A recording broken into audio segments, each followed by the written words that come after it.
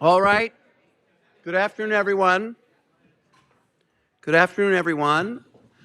I'm AEI President Robert Doar, and it's wonderful. It's a great way to start the week to have you all here to celebrate the release of Robbie George's new book, Seeking Truth and Speaking Truth, Law and Morality in Our Cultural Moment.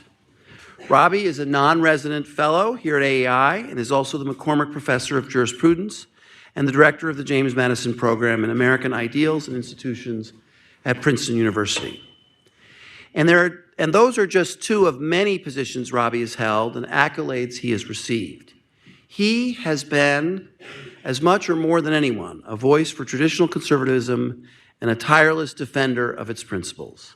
His incisive thought and insightful perspectives have inspired and challenged generations of students and thinkers. And he has, as a personal note, been particularly helpful to me in my capacity as president of AEI these past 6 years and before that. And I'm very grateful to you, Robbie, for so many things. When I became president of AEI, one of my first focuses was creating our Social, Cultural, and Constitutional Studies Department to better address the fundamental challenges facing American civic life. Seeking Truth and Speaking Truth does just that. Robbie's book provides a bedrock philosophical basis for the defense of human dignity, the protection of the family, and a thriving economic sphere. His work is in keeping with the best of AEI's tradition of rigorous, principled, and publicly committed scholarship. There is simply no one better equipped to do this today than Dr. Robbie George. Now, he'll be joined by another great member of the conservative movement, Rich Lowry from the National Review. He has also been a great friend to AEI, and I'm very honored to have you with us as well, Rich. And a little later, we'll have Ryan Anderson lead another panel. Ryan is the president of the Ethics and Public Policy Center, and I'm very pleased that he is with us as well. It's an honor to have you here. And the other member of that panel that I want to mention is sort of someone that exemplifies kind of Robbie's contribution in his personal and human way, and that is Miles McCormick, who I first met when he was an undergraduate at Princeton looking for friends in the conservative movement. So with that, I'm going to get out of the way, turn it over to Rich. Thank you both for being here. Have a great panel.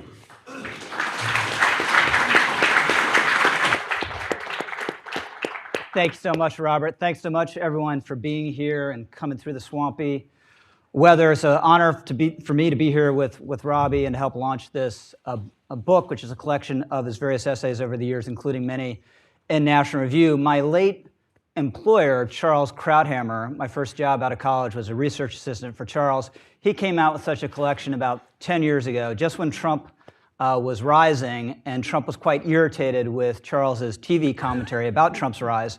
So when the book came out, Trump posted a 2-word review on Twitter of the book. Book sucks. So we expect Robbie's book will not meet that fate. He's obviously I don't know.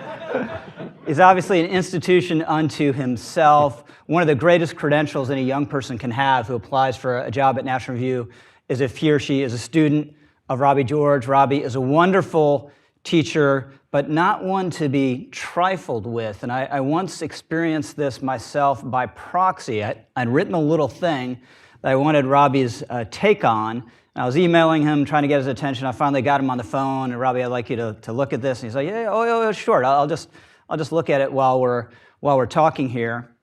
Pause. Longer pause. Waiting, and then finally he spoke. It lacks rigor. So I was never a very good student, so it didn't offend me. So what we're going to do, we're going to have a conversation, just the two of us here, for about an hour or so to 1:35. We take a 10-minute break. Then a panel's going to come up, discuss the book and the ideas in it, and then we'll have time for a Q&A, and then we'll conclude. So what I'd like to do, if you don't mind, Robbie, is start really basic, and then we'll build it up from there, and then we'll get into some contemporary issues. But let's start with the question, what is the human soul? And please be brief. Well, before I get there, Rich, let me thank you for agreeing to be my interviewer this morning. And of course, special thanks to my dear brother Robert Dorr for this opportunity. I'm just hillbilly kid from West Virginia. It's amazing to me that I'm here at the American Enterprise Institute, and that's by Robert's kindness. And of course, Robert's just done such a fantastic job at leading this very important institution. Also, I want to note that a number of the essays in the book are essays that I wrote with co-authors, and I'm extremely grateful to my co-authors. I'm getting credit here really that goes much more than to me, to them, and I do want to acknowledge that. Also, I want to thank the panelists who will be on the panel following us: Miles McKnight, Andrew Walker, Devorah Goldman, and of course, Ryan Anderson, who will be chairing that panel. Thank you very much for reading the book, working your way through the book, and discussing it. I'll be very interested to hear what you have to say about it and to be corrected on my errors. So, what is the soul? It's the immaterial part of me and you. We know from our own immediate experience, and then we can work out from thought experiments, that we cannot reduce everything about us to the material. So there must be some immaterial part that would account for such things as the exercise of freedom of choice. Actually, we need to understand that immaterial part of the human person or aspect of the human person, even to account for consciousness, which will have to be explained away, as of course the late philosopher, atheistic philosopher Daniel Dennett in the end did. You have to explain away consciousness, treat it as an illusion, if you want to resist acknowledging that there's some immaterial aspect of the human being. So human beings have rational souls. If, or just in case, as the philosophers say, just in case, we are capable of and exercise deliberation, judgment, and choice. That is, that if we do more than merely experience reality, but we understand it and make judgments about it. The traditional teaching and understanding, which I think is sound, is that the soul, the human soul, is the substantial form of the body, which means that the body and soul are not two separate substances. So in the book, together with my co-author of the relevant essays, Patrick Lee, we give our reasons for rejecting what's sometimes called substance dualism, or what we call body-self dualism. And this is the understanding Gnostic of liberalism. That's right. It's associated with Cartesian thought, Descartes' thought. It was central to the thought of those early Christian heretics known as Gnostics. The substance dualist position understands the human person to be the immaterial reality, that is to say, the soul, that in some mysterious sense is associated with the body or inhabits the body and operates the body the way, say, a motorist operates his vehicle, but where the body is not considered part of the personal reality of the human being, but rather a subpersonal instrument of the human being. And in the essay in the collection called Gnostic Dualism, which is one that I wrote solo, in that essay I try to show how that misunderstanding, in my view, of the human person and the relationship of our bodily selves to the immaterial aspects of ourselves underwrites many of the positions that we strongly associate today with expressive individualism, as Robert Bellah called it, or social liberalism. I try to show how it is implicit in the defense of abortion that's given by somebody like Peter Singer, the defense of the idea that we could be male persons trapped in female bodies or female persons trapped in male bodies. I try to show that it underwrites the idea that persons of the same sex and not persons of opposite sexes could be married. It underwrites the idea that what marriage is not a one flesh union of human beings, but is a form of sexual romantic companionship or domestic partnership. So the soul is us, But we shouldn't understand that to mean that the body is not us. The body is every bit as much us as the soul is, so that the complete human being is a dynamic unity So it's of the body and soul, immaterial body, mind, and spirit. Immaterial and the material. That's right. And here my view is very much in line with the view of Aristotle, from whom we have the name for this view, hylomorphism. It's in line with the view of St. Thomas Aquinas. It's in line with the view of those of the modern period who reject Cartesian dualism. It's the anti-Gnostic view. I think it's the view that you have to hold if you take a traditional Jewish or Christian stance on fundamental religious questions. What it rejects is the idea that what we are non-bodily persons who inhabit and use non-personal bodies. So on this view, the body really is part of the personal reality of the human being, not a subpersonal instrument of the human being. So if we can go back to your answer about the human soul, and you said consciousness is immaterial. So how do we know that's the case? Because can't you make the argument, well, you have these synapses going in your brain, they create consciousness, they stop firing, and for all we know, you're on this. Of course, it's a complicated argument, but I would urge you, if you're interested in it, not to read the extended work of people like me who argue that since consciousness exists, there must be an immaterial part of the self. If you want to read that constructive case, it's in the book that Pat Lee and I have together with Oxford University Press called Body-Self Dualism in Contemporary Ethics and Politics. But that's not the way to go. Read the other side's view.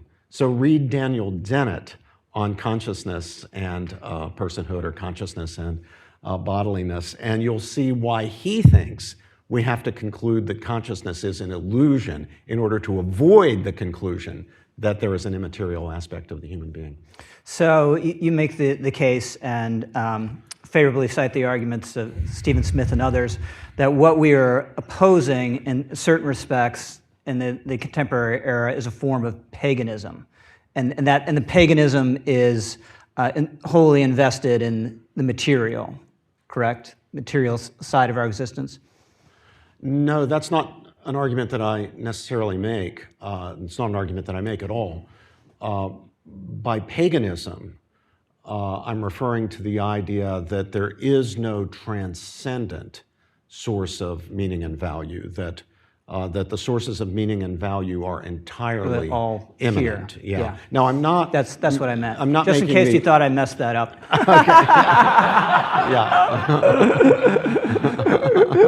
Yeah, the chapter in the book, or the essay in the book on this is called Paganism. It's the last thing you want to do when you're interviewing Professor George. Like, no, that's not what I meant at all.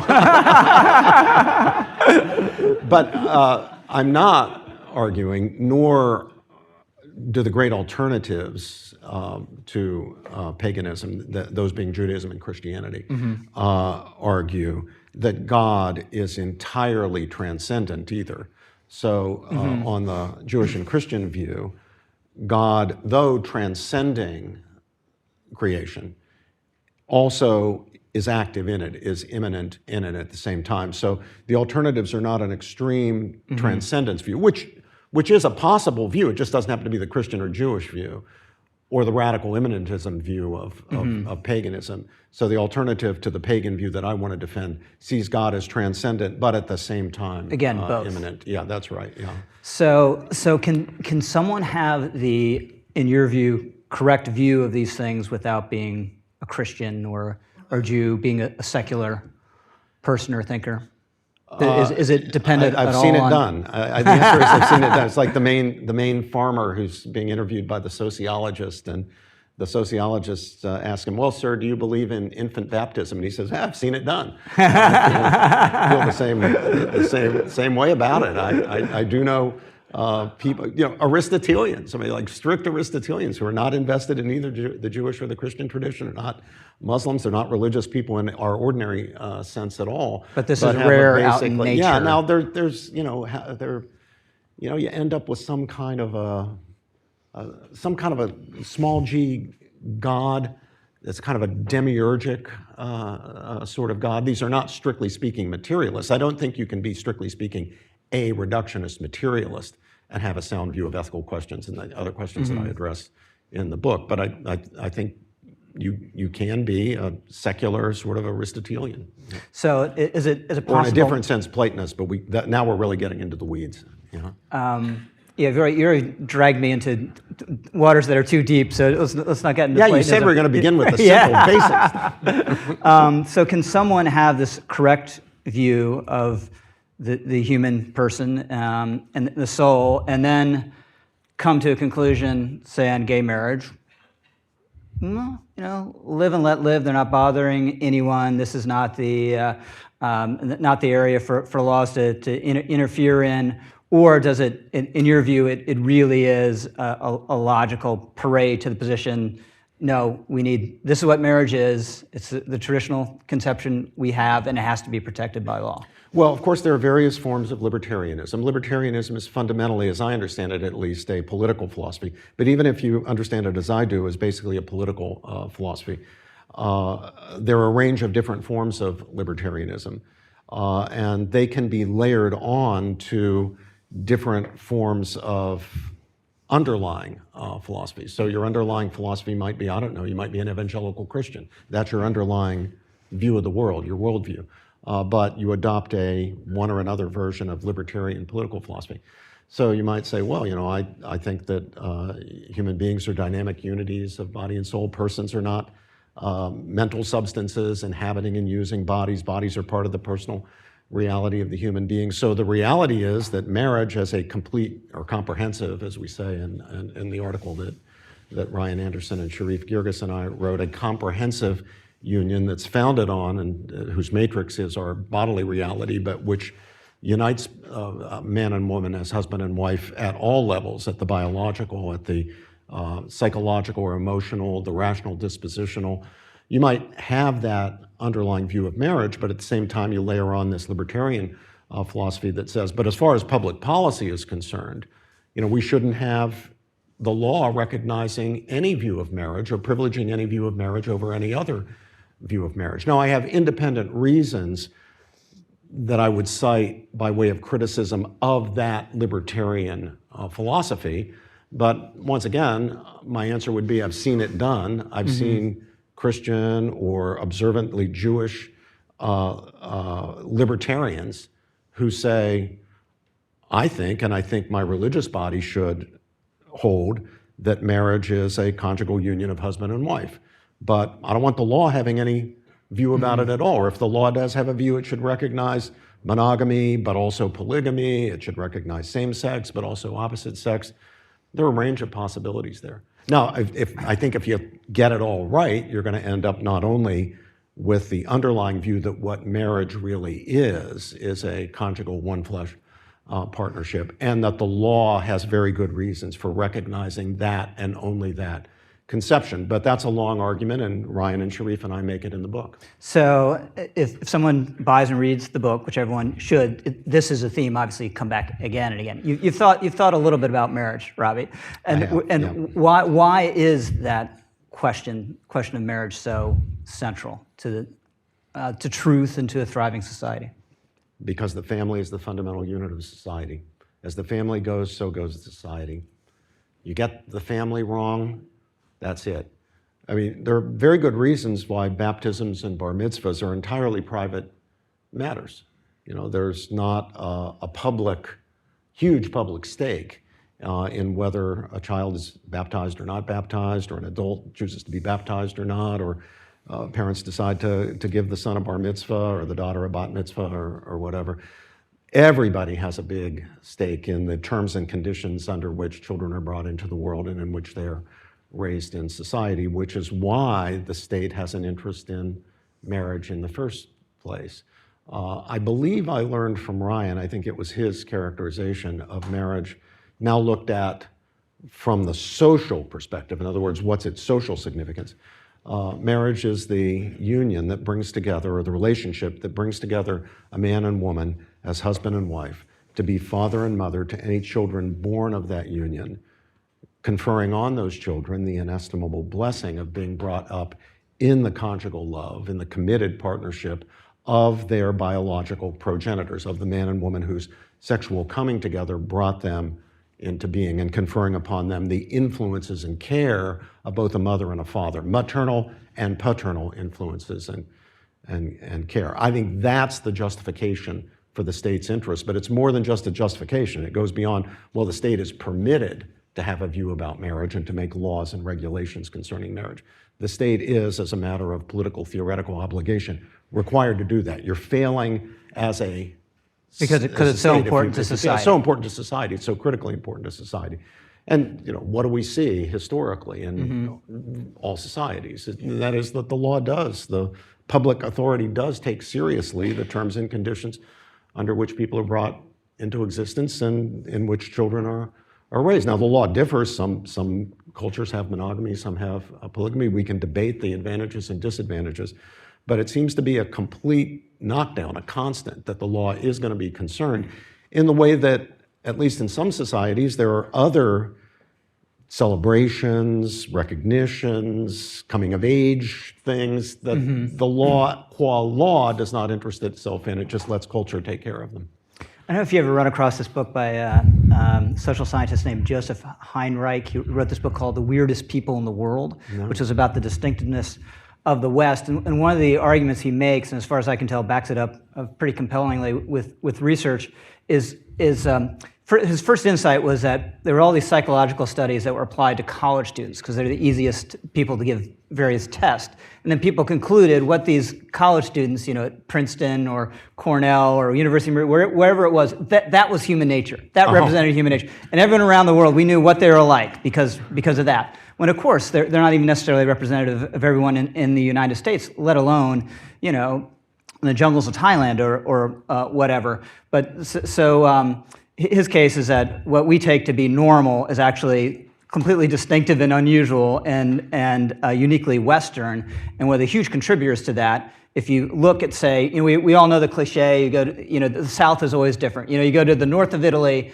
and it's like any other advanced society, right? And you sort of recognize it. Then you go to the South, there's no social trust, there's criminality, there's tribalism. And he says in continental Europe, at least, you can sort of draw a circle around all these boundaries, including dissecting Italy, and where the maximum extent of the Carolingian Empire was. That's the most westernized part of continental Europe, largely because of the marriage and family norms that were imposed against a lot of resistance by the Catholic Church. And it created thriving societies that we sort of take for granted, but at the basis of it were these laws and rules around marriage. I think there's I don't know the book, but I think that there's a lot of truth in that. I certainly would not want to generalize from what you know of college students to judgments about human nature. I mean, we would be forced to conclude that human beings were by nature naturally just hopeless conformists. My 40 years in academia have taught me that the reputation that young people, especially college students, have for being rebellious and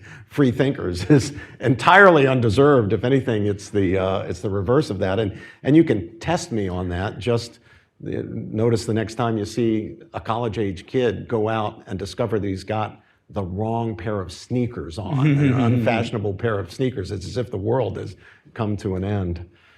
So we'll talk a little bit more about the university in just a second. So let me ask this before we get there. So what is the truth? How do we know what the truth is? How do we know we've established the truth? Because obviously there have been practices that now we look back as hideous cruelties and abuses that were taken for granted for millennia. Never finally, never perfectly, never fully, and never without some admixture of error. And it's because we really are frail, fallen, fallible creatures, which is a really, really good reason for trying to cultivate in ourselves and in our children and in our students the virtue of intellectual humility, and B, really rigorously respecting the principles of freedom of thought, inquiry, and speech. We can get things wrong, and we can get things wrong not only when it comes to the relatively minor, trivial, superficial things in life. or not just with respect to the things that we don't really care that much about. We can get things wrong when it comes to the big, important questions. The best of us, the very best of us, the most brilliant of us, the most virtuous of us, can nevertheless get things wrong when it comes to the big questions of meaning and value, the questions of human nature, the human good, human dignity, human rights, human destiny. We can be wrong not only about the things we don't care that much about, we can be wrong about the things we deeply care about, our most cherished beliefs, the beliefs around which we integrate ourselves, our identity-forming beliefs. And since we can be wrong in all those ways, we need to be willing to listen to other people who are prepared to make a counterargument, even if the counterargument offends against our sense of who we are. So my beloved friend and teaching partner, Cornel West, is absolutely right when at the beginning of the seminars that he and I teach together from time to time, haven't done one in a while since he moved away from Princeton, but we, from time to time and in the past, have taught together frequently. And he always begins the seminar by saying, don't be in this seminar if what you're looking for is a safe space. This is not a safe space. Only join this seminar if you are prepared to be unsettled, because that's our job. Professor George and I have an obligation to unsettle you and unsettle each other and unsettle ourselves. We're going to be raising questions about your most fundamental beliefs. And whether you're on the right or the left, whether you're a religious believer or an atheist, whatever you are, you can count on this. Your beliefs are going to be challenged in this class because we're going to challenge all beliefs. And we expect you to challenge ours, and we're going to challenge each other's, and we're going to challenge our own. It's not out of a kind of dogmatic skepticism that we make those points, but precisely because of the importance of truth. Because there is a truth to be attained, but we can get it wrong, and we'll never get it perfectly. So we do need to cultivate the virtue of intellectual humility, and we do need to establish freedom of speech in the university and in the broader culture if we're to do justice to the truth, if we're to prioritize the truth in our lives as students and faculty members and as our lives as citizens of this republic. Yeah, it's very powerful. You know, the hardest thing to do sometimes is to change your mind, particularly sometimes when you know you're wrong. That makes it harder. Maybe it's just me, but when you tend to get most irritated when you have an argument with your spouse is when you know he or she's right, right? Yeah, I know. And you're wrong. So this cultivation of humility, it cuts across the grain of human nature and some important respect. Oh, it does. I mean, look, we do naturally, there's nothing unnatural about this, quite the opposite. We naturally tend to wrap our emotions more or less tightly around our convictions. And that's not a bad thing. Right. I mean, we don't want to be convictionless people. We should be people of conviction. We should invest in our beliefs. In fact, if we didn't invest emotionally to some extent in our beliefs, we'd never actually get anything done. And not just like joining great causes, like the civil rights movement or the pro-life movement or whatever it is. It's not just that. It's just the ordinary stuff of a day. I mean, it's one thing to have the bare belief that it would be good to get the kids up, get them fed, get them dressed, get them cleaned up, and sent off to school.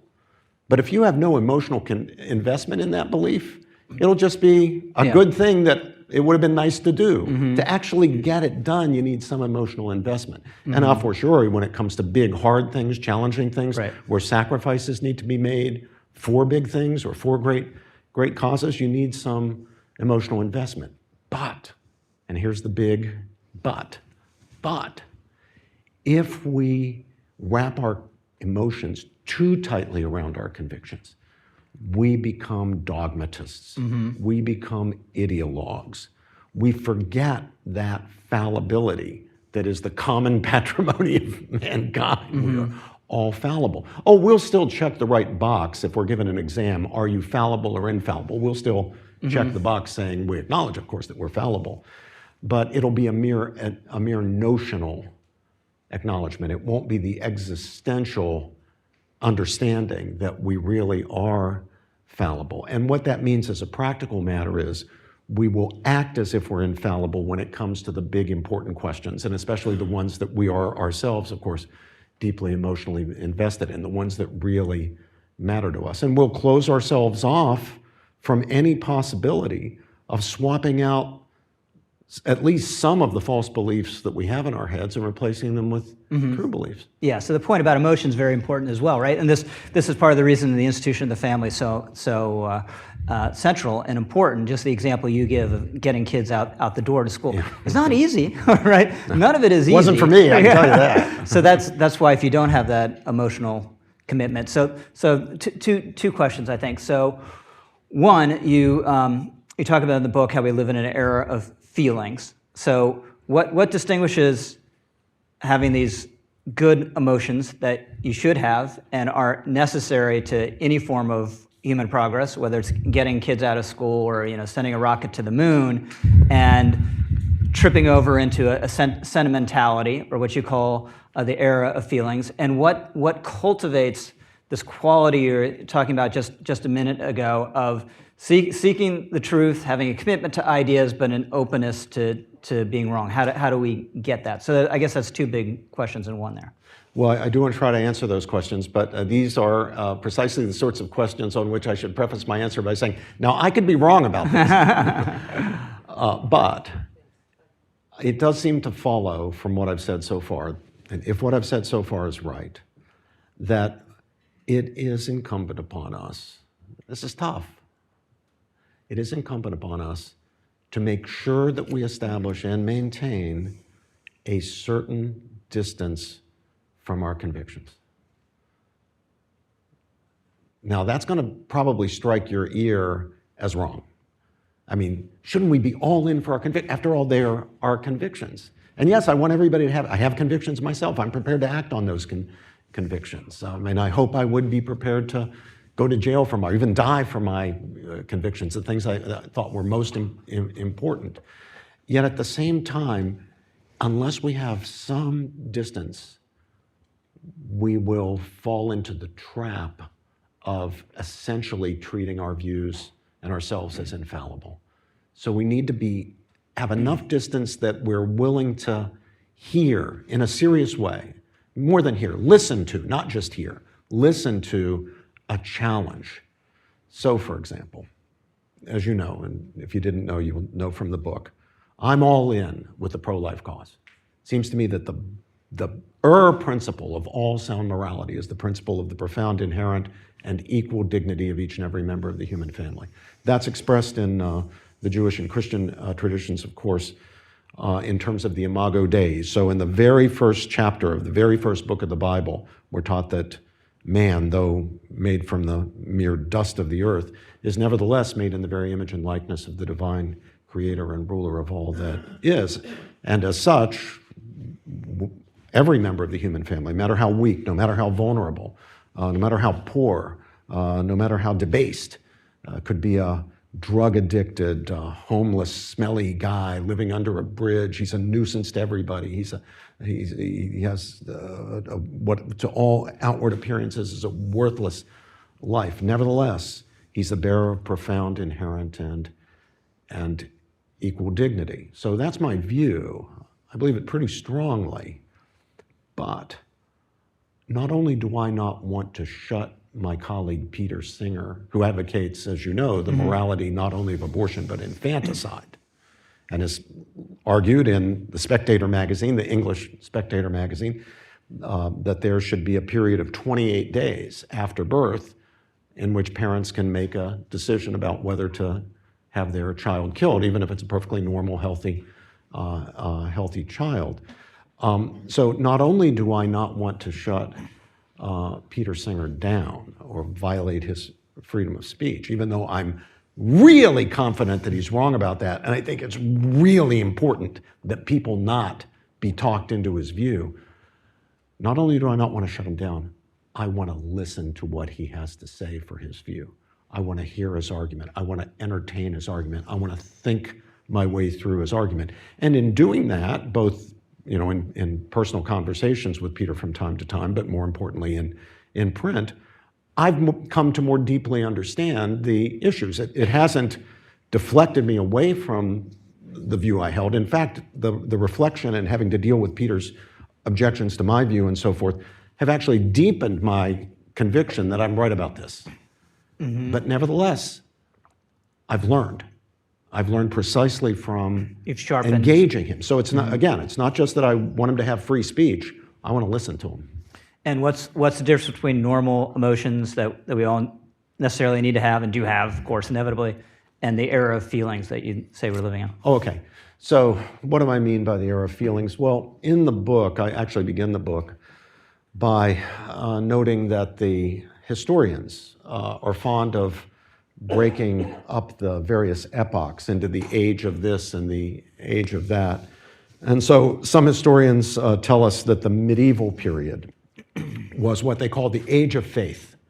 What do they mean by that? Well, they mean that in the medieval period, for the great Islamic thinkers or Jewish thinkers like Maimonides or Christian thinkers like Anselm and Aquinas and so forth, that for those people, the touchstone of truth, of goodness, of right, of justice was conformity with religious values and religious teachings, with revelation. The Tanakh, the New Testament, the Bible, the Quran. And there's some truth in that. Now, it's not, it's a little misleading at the same time if it suggests that the great medieval thinkers weren't also committed to the importance of reason. I mean, we would really be doing an injustice to the great Islamic and Jewish and Christian thinkers of the medieval period if we saw them as anti-reason. They were anything but that. They were the opposite of that. But there is some truth in it. I mean, faith was a critical element, a kind of touchstone of all that was true and good. And then we're told that the Enlightenment was or it would be better to say the plural enlightenments, but if we can speak compendiously, the Enlightenment was the age of reason. So the medieval period is the age of faith, the Enlightenment's the age of reason. Now, again, there's some truth in that. I mean, there's certainly the great Enlightenment thinkers, whether we're talking about the French Enlightenment or the Scottish Enlightenment or any of the other Enlightenments, prized reason. But it's also misleading if it's meant to suggest that there were some who did, but if it's meant to suggest that all the great Enlightenment thinkers deprecated faith. Many didn't. Many were themselves people of faith and thought that faith and reason were in a harmony and needed to work together, which is actually my own view. And I would argue the view of the medievals as well. But, so if we take the medieval period as the age of faith and the Enlightenment era as the age of reason or science, then what's our era? What is the touchstone of truth? What is regarded as the thing that enabled us to know what's good, what's right, what's just? Alas, in my view, it's feeling. It's no longer faith. It's no longer reason. It's not faith and reason, as I think it is, for a lot of my students, for a lot of my colleagues. The touchstone of knowledge, the touchstone of truth and goodness are feelings. How do you feel about this? How does it make you feel? How do I feel? I'm at this or at that, depending on how I feel. And this, I think, is a terrible mistake. It's not that I'm a Stoic and I'm against all emotion, or I have great respect for the Buddhist tradition. I studied Theravada Buddhism with a wonderful master, the Chalkun Rajavaramuni, when I was in college. But I don't embrace that position, which, at least as it was taught to me by the Chalkun, is one in which we try to squeeze emotion entirely out of ourselves, to try to get rid of it. It's not my argument at all. I think there's a place for emotion. I think emotion's important. As I said earlier, I think we need to invest emotionally in our convictions. But our emotions, our feelings cannot be. They're unreliable to be the touchstone of goodness, of truth, of justice, of right. So I want to get back to the idea. I want to restore the idea that if we're going to get at the truth of things, whether it's about political matters, personal morality, whatever it is, we need to restore our sense of the unity of faith and reason, that these are, in the words of the late Pontiff Pope John Paul II, the two wings on which the human spirit ascends to contemplation of truth. And we can do that, you think? Because some people just look at the cultural moment, and there's been the so-called vibe shift. We saw it even before Trump was elected. I think Trump was an exclamation point on it. But we can have this restoration. I don't see why we can't. And I find that there's a market for this basic idea among students who are exposed to it. I mean, in most cases, it's not that students reject what I regard as a superior view. They're just not aware of it. They're just not aware of it. They're not, they're not brought up with it. There's no ambient culture that presents it as an alternative. It reminds me of my own situation when I was growing up. So neither of my parents were college educated. Both my grandfathers were coal miners in Appalachia. My dad was drafted in 1944 before he even graduated from high school. Later, the school sent his parents a diploma to go and fight in Normandy and Brittany. And when he came back, he didn't have to go into the coal mines, thank goodness, because he had military skills and there was a booming economy and so forth. But he didn't. His circumstances were such that he couldn't go to college. So my parents raised me, and the ambient culture seemed to support this very much, to suppose that what education is for fundamentally is getting you ahead in the world, rising up, getting a better job, a professional job, being a doctor or a lawyer or an accountant or something like that, for having higher social status. I think a lot of immigrant kids or kids from working class or poor backgrounds, and probably kids in general, even from well-to-do backgrounds in a lot of cases, arrive at college with that understanding of what this enterprise is all about. And they are there to climb up the ladder to the next step. And there's nothing wrong with that. And there's some element of truth in that, I agree. But in my sophomore year, for the first time, I encountered, in a course to which I was assigned the text, Plato's dialogue Gorgias. And if you know that dialogue, it's the one in which Plato, through his show of hands, how many people know that dialogue? Gorgias, yeah. Oh, Most some. people do. Yeah. Half of them are members of the next panel. He's asking the question, why do we debate? Why do we discuss? Why do we argue? Why do we try? And of course, the sophists, who are, they're kind of like law professors, actually. They're paid to teach people to win arguments so that the sons of the great families of Athens can retain their place in the public forum or rise or whatever. The sophists are basically arguing for this instrumentalized view of argument and debate and discussion and so forth. And what Plato brings us around to seeing, at least what he brought me around to seeing, was that no, all those things are fine, but the real reason, the most fundamental reason to discuss, to debate, to engage with issues and ideas and with each other is to try to get at the truth of things, where the truth is understood not as a mere means to other ends, but as an end in itself. Now, as soon as that was presented to me, as soon as that old Greek took me by the lapels and shook me, I could see he was right. It's not that I had previously rejected that position. It had not been available to me to accept or reject it, because no one had ever said it to me before. No one had ever exposed me to that, to that view. So I find students today, when it comes to just taking for granted that, to the extent that we know anything about moral or political things, we know it by our feelings, our students just come in having picked that up from the ambient culture. And when they're suddenly confronted with the possibility that maybe there's an alternative to that, maybe our feelings are unreliable, but it could be that we can reason about things more fruitfully than we previously thought. A lot of students think, you know what, that's right. Our feelings are unreliable. And it is true that things that I thought you couldn't reason about, like what is marriage or what is a woman, it's not just how you feel. You actually can reason about and arrive at better or worse, superior, inferior judgments. So I just think we need to make the case and then let students decide for themselves. And I'm happy with that. So listening to you there, just occurred to me that this isn't to slight your incredible accomplishments in the career you've had, but there was a whole alternative path available to you that you probably didn't realize. You could have written a memoir about your upbringing in Appalachia and become Vice President of the United States.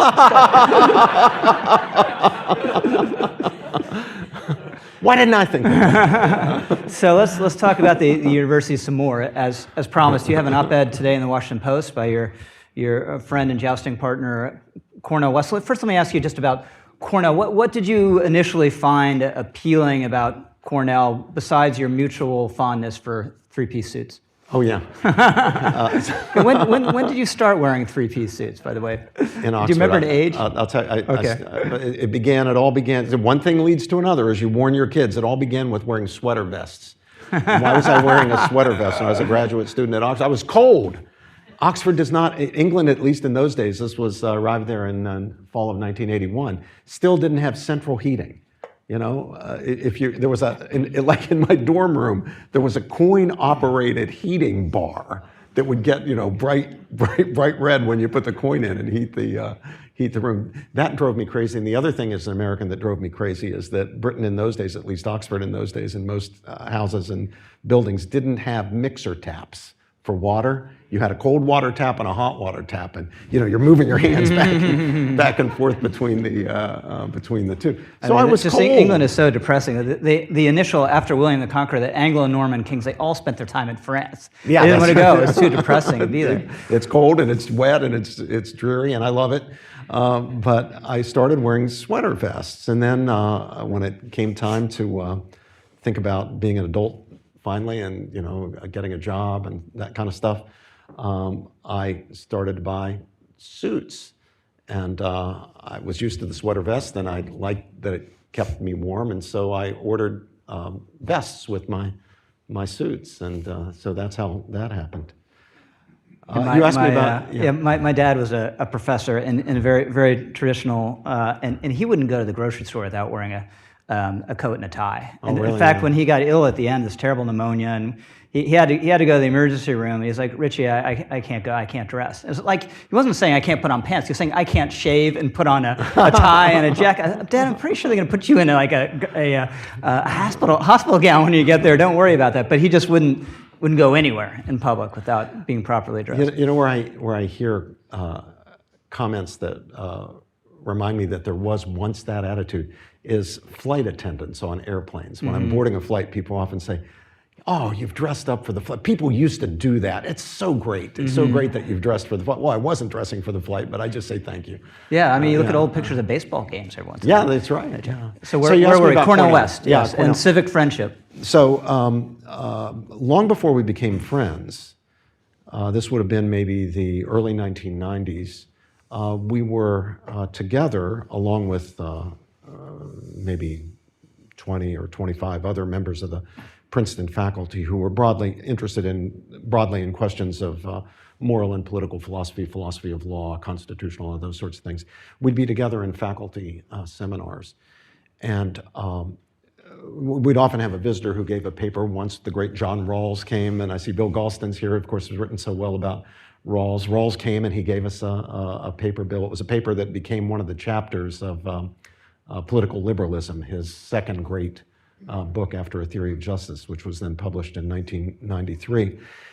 Anyway, in those seminars, what always impressed me about Cornel, and this again was before we became friends, what always impressed me about him was that he would always bring the conversation back to the actual moral issues, to the actual questions that we were supposed to be debating. Why was that important? For this reason.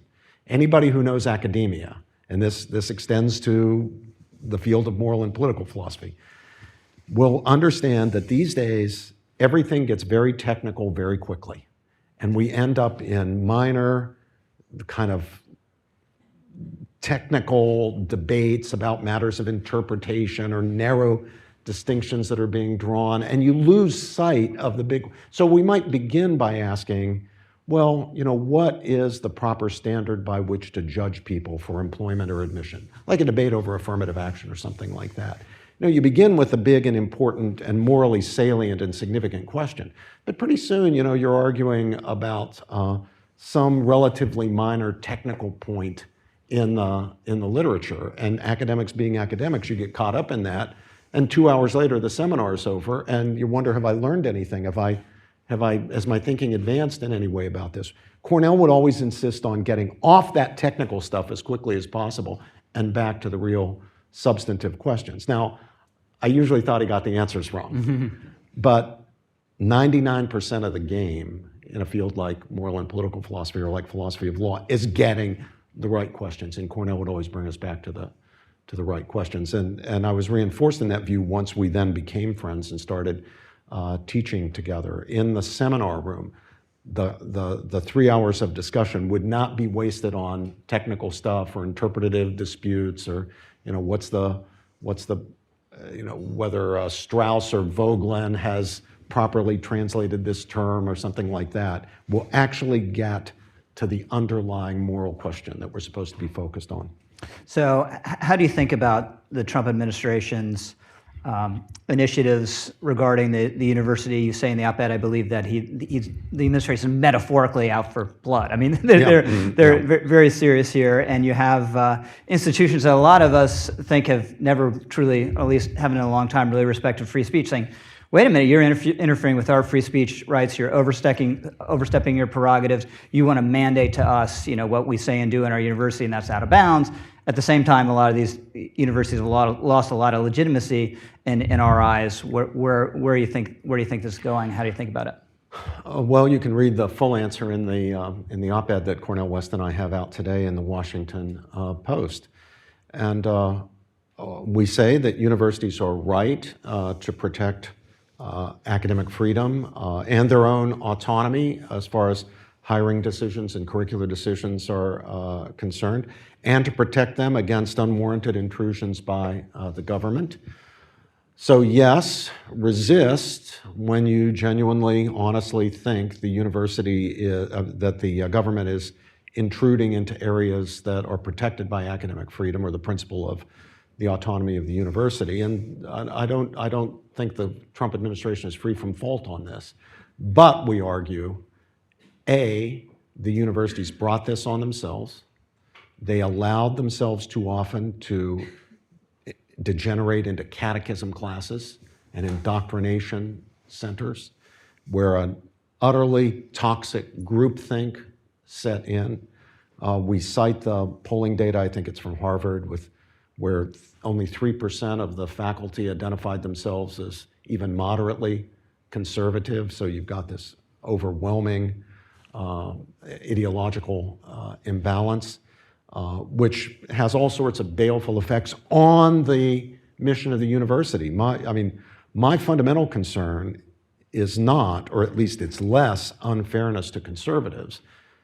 My more fundamental concern is you undermine the very mission of the university as a truth-seeking institution. You undermine the teaching mission of the university when you fail to expose students to really powerful arguments across the spectrum of ideas, and not just when it comes to politically charged ideas. It can be in any area. It can be in the interpretation of works of literature. It can be in the sciences.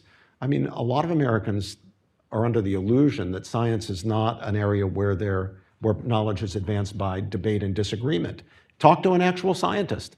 Much of the way knowledge moves forward in the natural sciences is like it moves forward in the social sciences and the humanities when it is moving forward. And that is by dialectic, by discussion, by debate, by people who read things differently or interpret data differently or understand the data differently, engaging with each other. And in the clash of ideas, knowledge is the thing that is produced.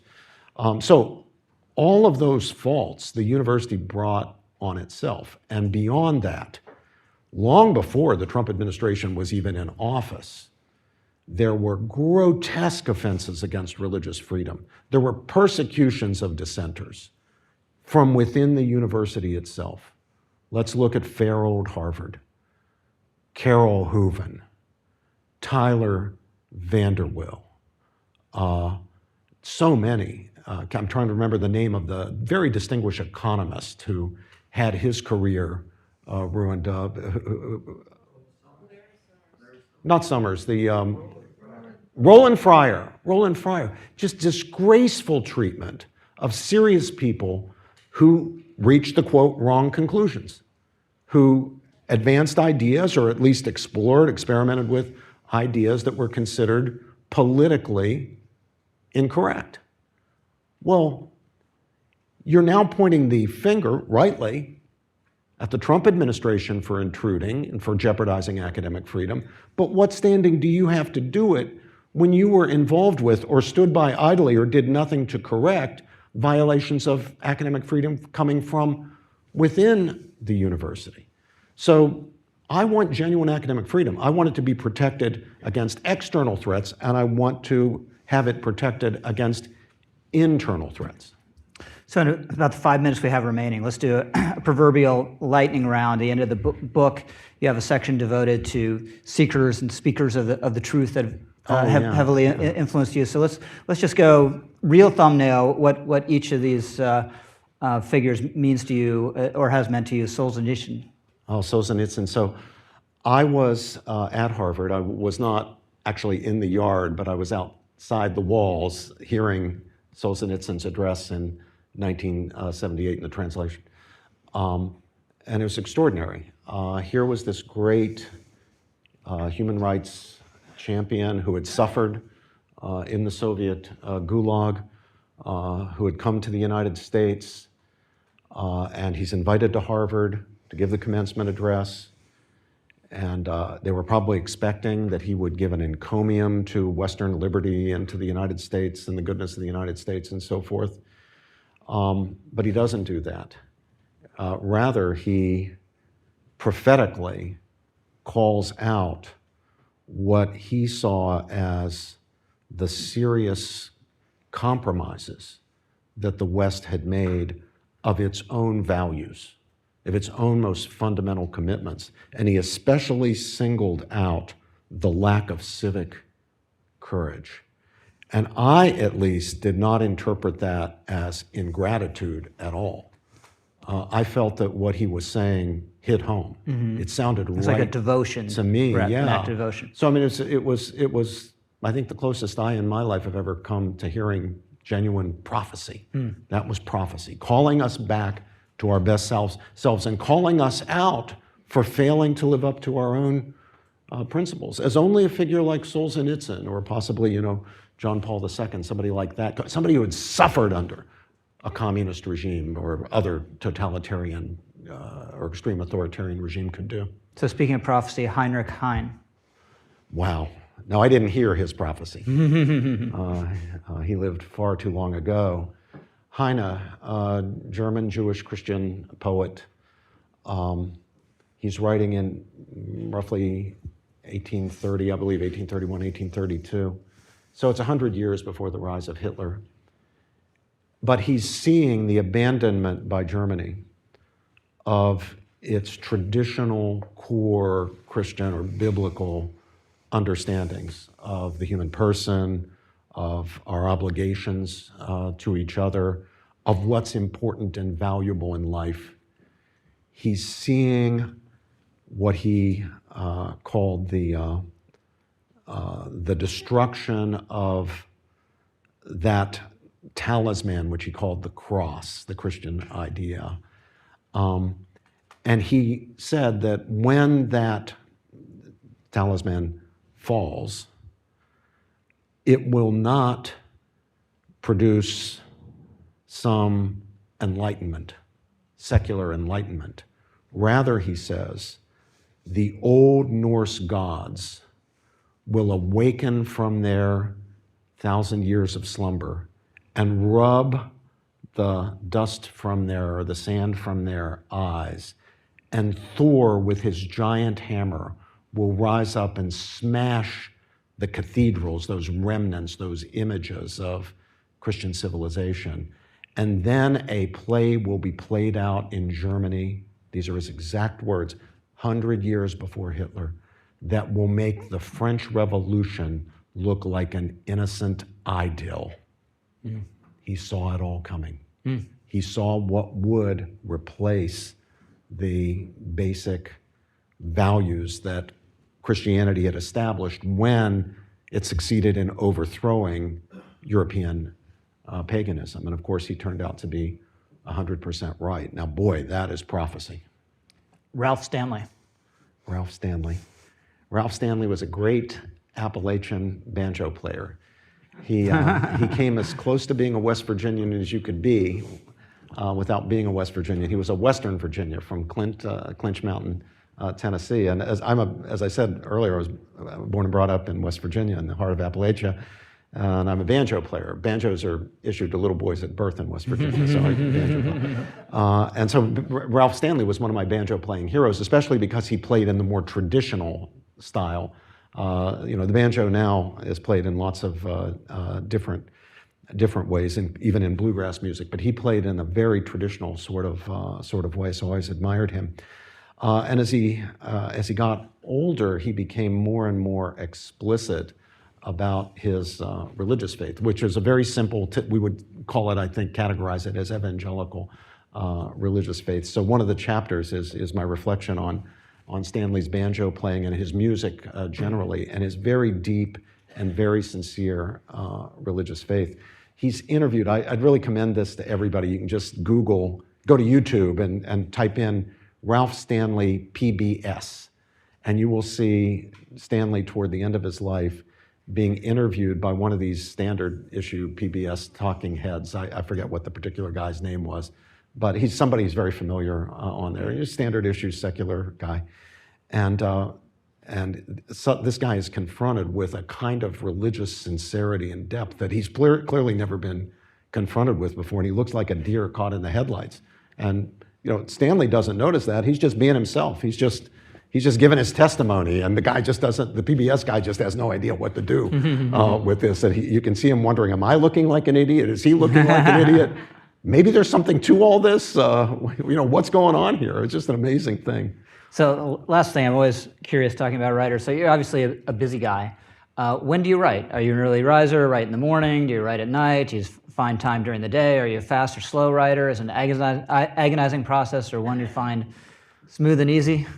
Planes and trains and great research assistants. Not so much at home because I'm always occupied with things or in my office. So I do find that it's mainly planes and trains after thinking things through in the shower. You didn't ask me about one of the people that I profiled there that I hope people will. This is a chapter, and it's the late and very great, my beloved dear friend, Rabbi Jonathan Sacks, who was the chief rabbi of the United Kingdom, and I think a contemporary. We just lost him too young. He was only 72 years old. Lost him about 3 or 4 years ago. But he's a person I wish we had now, especially to speak to us on issues of anti-Semitism and the issues of the Middle East. We need his voice, and we lack a figure like that. Since he's gone, since John Paul II is gone, Mother Teresa is gone. I can't think of Billy Graham is gone. I can't think of a figure that represents the voice of authentic faith that speaks across traditions. That was a great thing about Rabbi Sacks. I mean, England has about 250,000 Jews. So they're a very, very tiny minority. Yet, in a majority secular, really, but Anglican country, where the most substantial minority religion is Catholicism, about 11-12% of English British people are Catholic. It wasn't the Archbishop of Canterbury who was the voice of faith. It wasn't the Cardinal Archbishop of Westminster. It was the leader of this tiny Jewish community, but the hearts of all believers, and even some people who were not identified themselves with religious faiths, would look to Rabbi Sacks for spiritual I think guidance. a common theme among all these people is a prophetic voice. Prophetic, some form or other. It's what we need now more than anything, and we're lacking it. We need it. Where's our Solzhenitsyn? Where's our John Paul II? Where's our Jonathan Sacks? Ladies and gentlemen, I think one of the foremost conservative virtues is gratitude, and we should all be grateful for Professor Robbie George. Oh, thank you so much. Thank you, Rich. Appreciate it. Thank you. Thank you. Good job. That was fun. So we're taking a 10-minute break.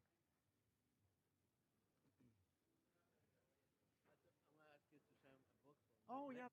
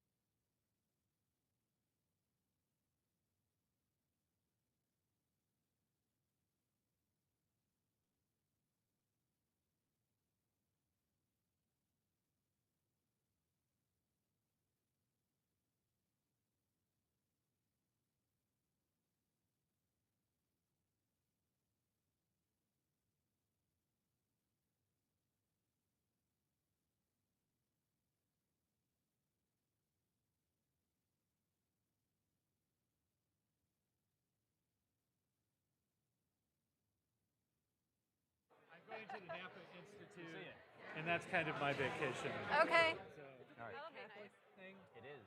it is. It's by the American Catholics that are taking over the whole Catholic Church. Okay. That's a good thing then, right? Well, if only it were true. Okay. All right. Good to see you. Good to see you. Oh, Good to see you. How are who you? is that lady? Thank you. The lights are very bright. So much. They are. Cause is going great, by the way. Oh, great. We have a I have the card you we gave put me. with I have you, it. we're gonna Yeah. succeed, It's in my successes or yeah. whatever. I have That's it. wonderful. Well, it's good to see you. Yeah. And where you're invited. Okay, if everyone can grab their seats, we're going to go ahead and get started with this panel. I think they'll bring it on. Okay, if everyone can quiet down. Joshua Katz, if you could just stop talking, we could get started. Joshua was not talking. I just singled him out as a friend who would be easy to pick on. It's a real pleasure to be here. My name is Ryan Anderson. I'm the president of the Ethics and Public Policy Center, one of Robbie's frequent collaborators, and I think I co-authored one of the chapters in this book. And it's my privilege to get to moderate this afternoon's panel. I want to start by thanking Robert Dorr for the hospitality. AEI is always a class act in hosting these events. And I thought Rich and Robbie's conversation just now was excellent. I'm joined by three wonderful panelists this afternoon. Two good friends, Miles McKnight and Devorah Goldman, and also Andrew Walker is here. All right, Andrew's also a long 15-year, 20-year friend. That was a joke. Yeah. At least he got it. So I'll briefly introduce them in the order in which they'll speak. Then we'll have a conversation, and then we will have time for your questions and possibly answers before we have to adjourn just before 3 o'clock. So first up is Andrew Walker. Andrew is an associate professor of Christian ethics and public theology at the Southern Baptist Theological Seminary. He's also a fellow at the Ethics and Public Policy Center. He's the co-editor of World Opinions, along with Dr. Al Mohler. He's the co-host of a weekly podcast called The Bully Pulpit. He's written a number of books. He's edited a number of books. He and I just co-edited a book on natural law theory. It's called Natural Law 5 Views, or there's a classical view, the new natural law view, a Lutheran view, a Reformed view, and an anti-natural law view. So if you're interested in kind of a primer on natural law theory from a variety of perspectives, I would commend that to you. Then we'll hear from Devorah Goldman to my immediate right. Devorah is also a fellow at EPPC, focusing on bioethics and American democracy. Her work focuses on medical policy, culture, and public bioethics. She's the co-director and the editorial mentor of the Krauthammer Fellowship, which is a one-year program run out of the Tikva Fund. She's a contributing editor to Public Discourse, to American Purpose, to Mosaic, and the Solomon Journal. She runs a Substack titled Side Effects, which focuses on medical culture. And her writing has appeared in the Wall Street Journal, Bloomberg, National Affairs, The Weekly Standard, and the New Atlantis. Previously, she worked as a legislative staffer in the Senate, and she was an editor at the at National Affairs, back when National Affairs was at EPPC, and then when it moved over to AEI. And then last but not least, we'll hear from Miles McKnight. Miles is a rising 2L at Harvard Law School, and he's currently a summer associate at Cooper and Kirk, which is just down the street from here. He graduated Phi Beta Kappa and magna cum laude from Princeton in 2023 with a degree in politics. At Princeton, he was the president of the Princeton Open Campus Coalition, published frequently on matters related to academic freedom. After graduating from Princeton, he worked as a public discourse fellow at the Witherspoon Institute, and he was Robbie's research assistant. After he graduates from Harvard Law School, assuming he graduates from Harvard Law School, he already has 2 circuit court clerkships lined up, so I think his judges would very much like him to graduate. He'll first clerk for Judge Daniel Bress of the United States Court of Appeals for the Ninth Circuit, and then for Judge Amol Thapar for the United States Court of Appeals for the Sixth Circuit. All right, and so with that, Andrew, over to you. Yeah, thanks, Ryan. I want to say I'm just deeply honored to be a part of this conversation, marking the release of Robbie George's new book, Seeking the Truth and Speaking the Truth. And this book is, as you would expect from someone like Robert George, it's rigorous, it's courageous, it's clarifying. But what makes it exceptional in this particular day and age is that it's also hopeful. And it reminds us that we can be truth seekers who are not afraid, and even better, not angry in our pursuit of the truth. So in that spirit, I want to offer 3 brief episodes from my own work as a Christian ethicist that I believe embody the essence of this book's central convictions. First, that reason and faith are not enemies. Secondly, that truth-seeking can foster friendship and depolarize our public discourse. And third, that clarity in truth-seeking is actually an act of charity. So first, I want to talk a little bit about reason and religion in public debate. Earlier in 2024, after the Alabama Supreme Court ruling on the frozen embryos, I was invited to appear on a very popular morning program hosted by Vox.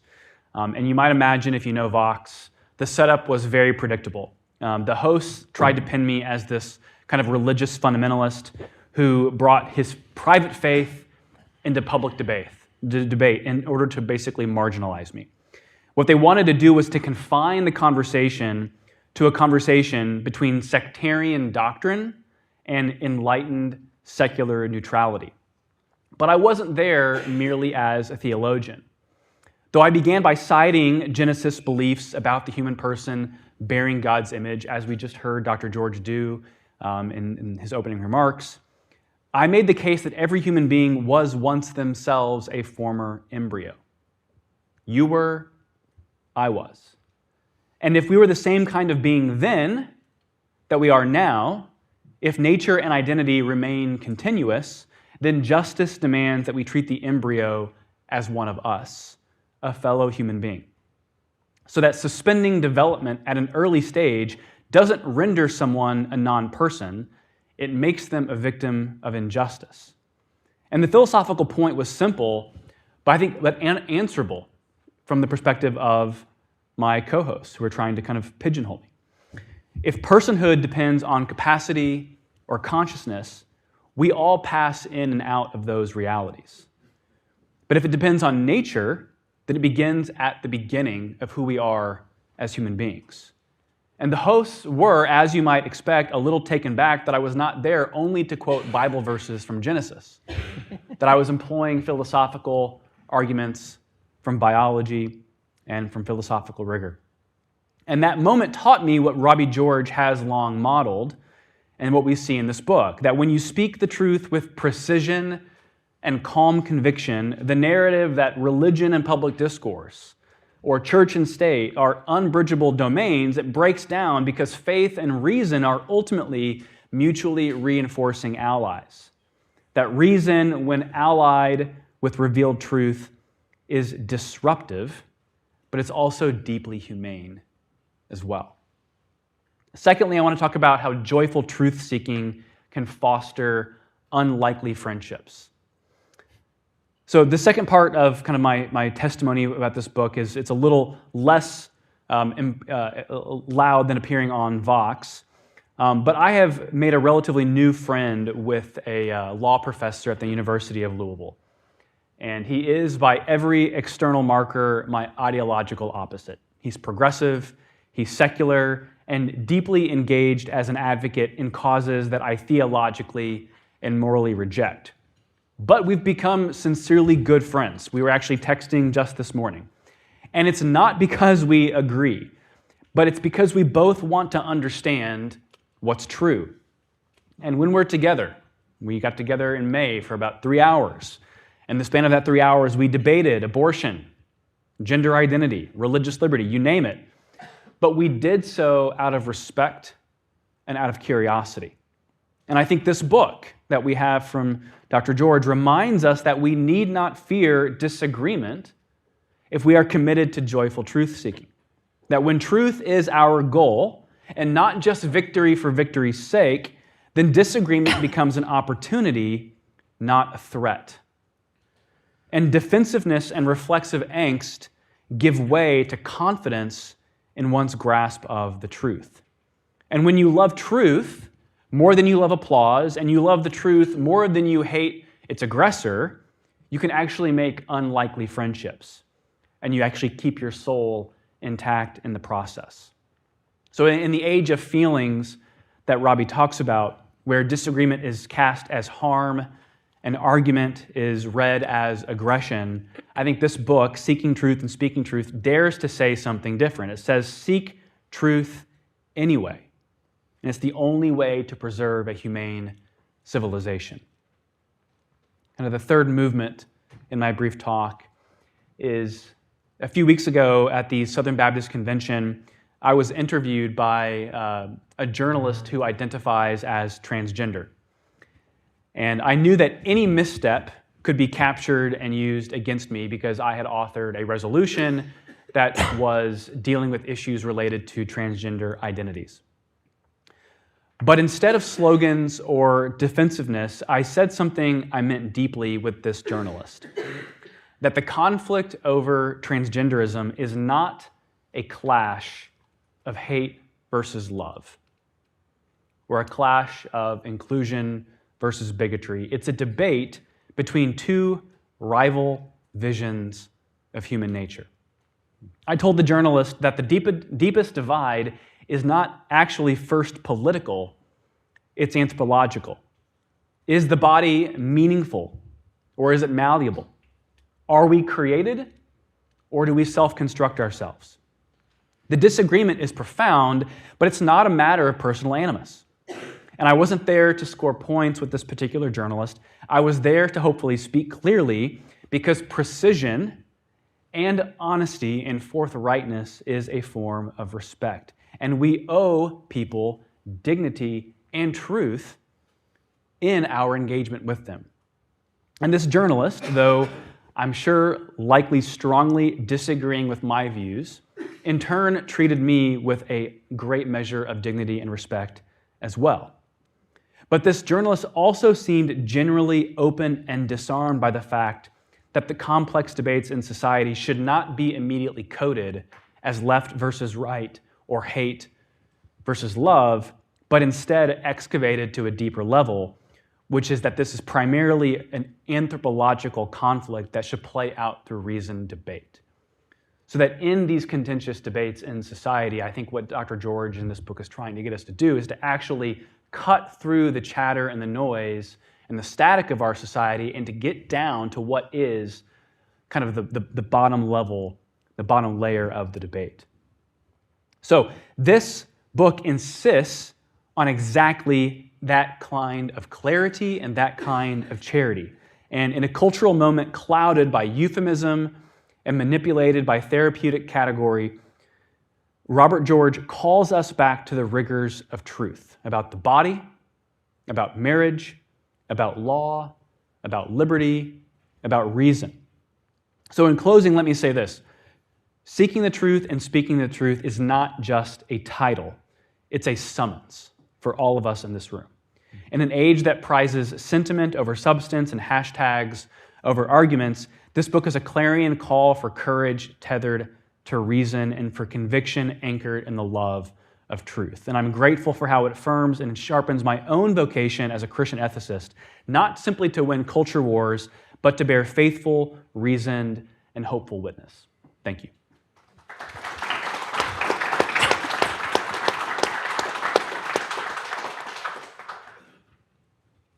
That was beautiful, Andrew. Thank you. I am very grateful to be here as well, especially so since I did not have the great good fortune of being among Professor George's students or having had the opportunity to work formally with him. But I think it's a testament to his own generosity as a mentor that I nonetheless have been deeply formed by his work.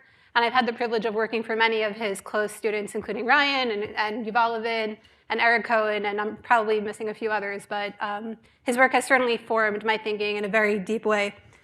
I think of Professor George as in many ways a quintessential American. Much as Churchill has been described as a Victorian who saved the 20th century, Professor George brings something that is sorely needed to the public today: a gentility, a friendliness, a good-humored and genuine openness to those who are different from him, and a sincere wish to learn and to be challenged rather than to dominate or to humiliate or to win for the sake of winning. His disagreements with others are invitations to seek the truth together as a joint venture, and he is able to do this so well precisely because of his profound moral firmness and his intellectual clarity. This resonates with me in a particularly Jewish way. The Jewish canon is filled with stories of beloved friends, study partners in the Talmud, who argue l'shem shamayim, a Hebrew phrase meaning for the sake of heaven. It is a bold kind of friendship, and it appears throughout Professor George's book, and is reflected in the title. That type of friendship provides a sort of underlying music to the text of the book. It appears in anecdotes about the late Rabbi Jonathan Sachs preparing coffee in the kitchen with Professor George, or the Democratic Socialist Professor Cornel West sharing your classroom, or as Professor Raz, the analytic philosopher, skewered your essays. So Professor George has a genius for this kind of friendship. And we are kind of starved for friendship today.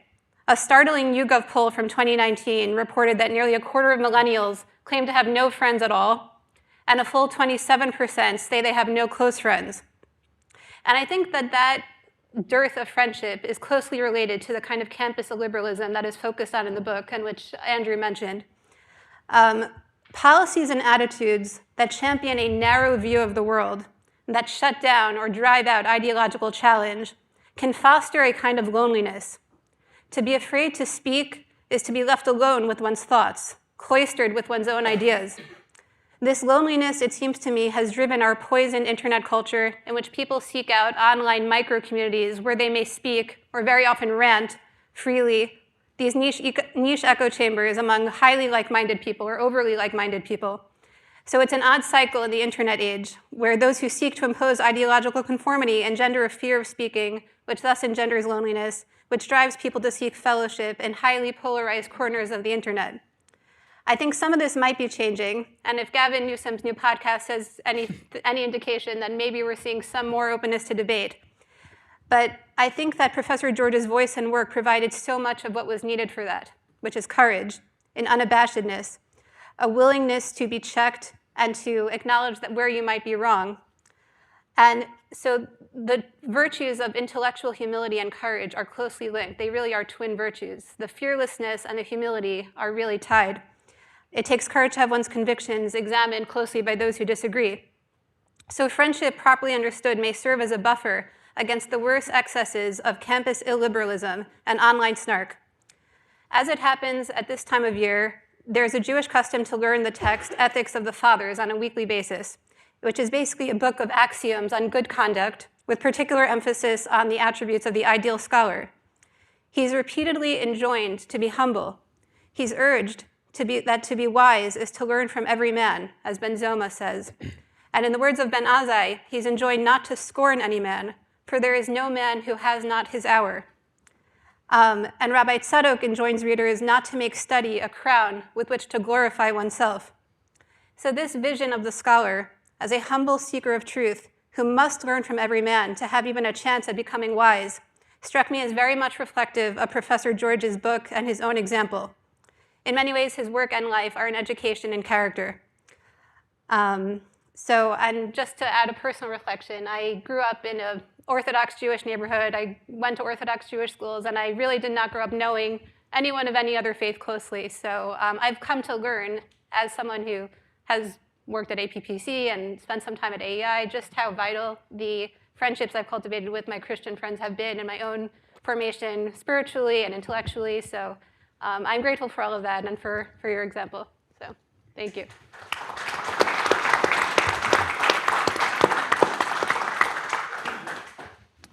Well, thank you so much. Thank you, Ryan, for doing this. And to both of you, I've learned so much from both of you. And most of all, thank you to Professor George, who gave me the wonderful privilege of helping put together this series of essays, this collection of essays. That was a huge privilege, but it really pales in comparison to the honor it's been to have been Robbie's student for the past 4 years, which is, I think, one of the greatest blessings so far of my very, very long life.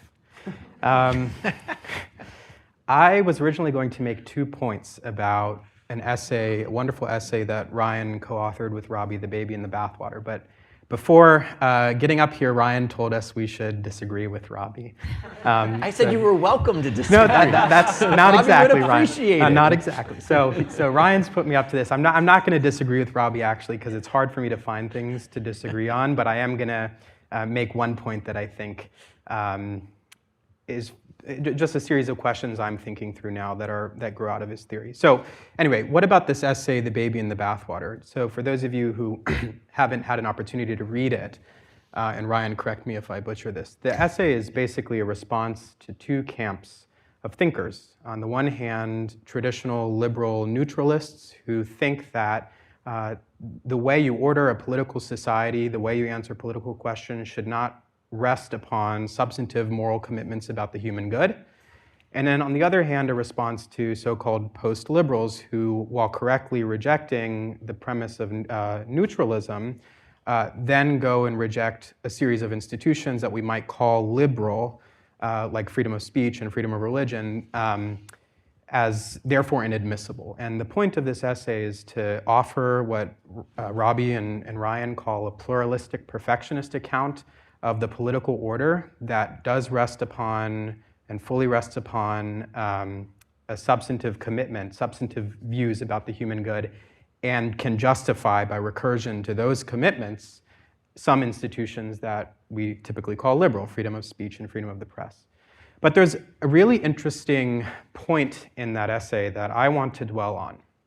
And that point is that theory, natural law theory, or just theory in general, is really at some level indeterminate as between supremely important questions of political ordering.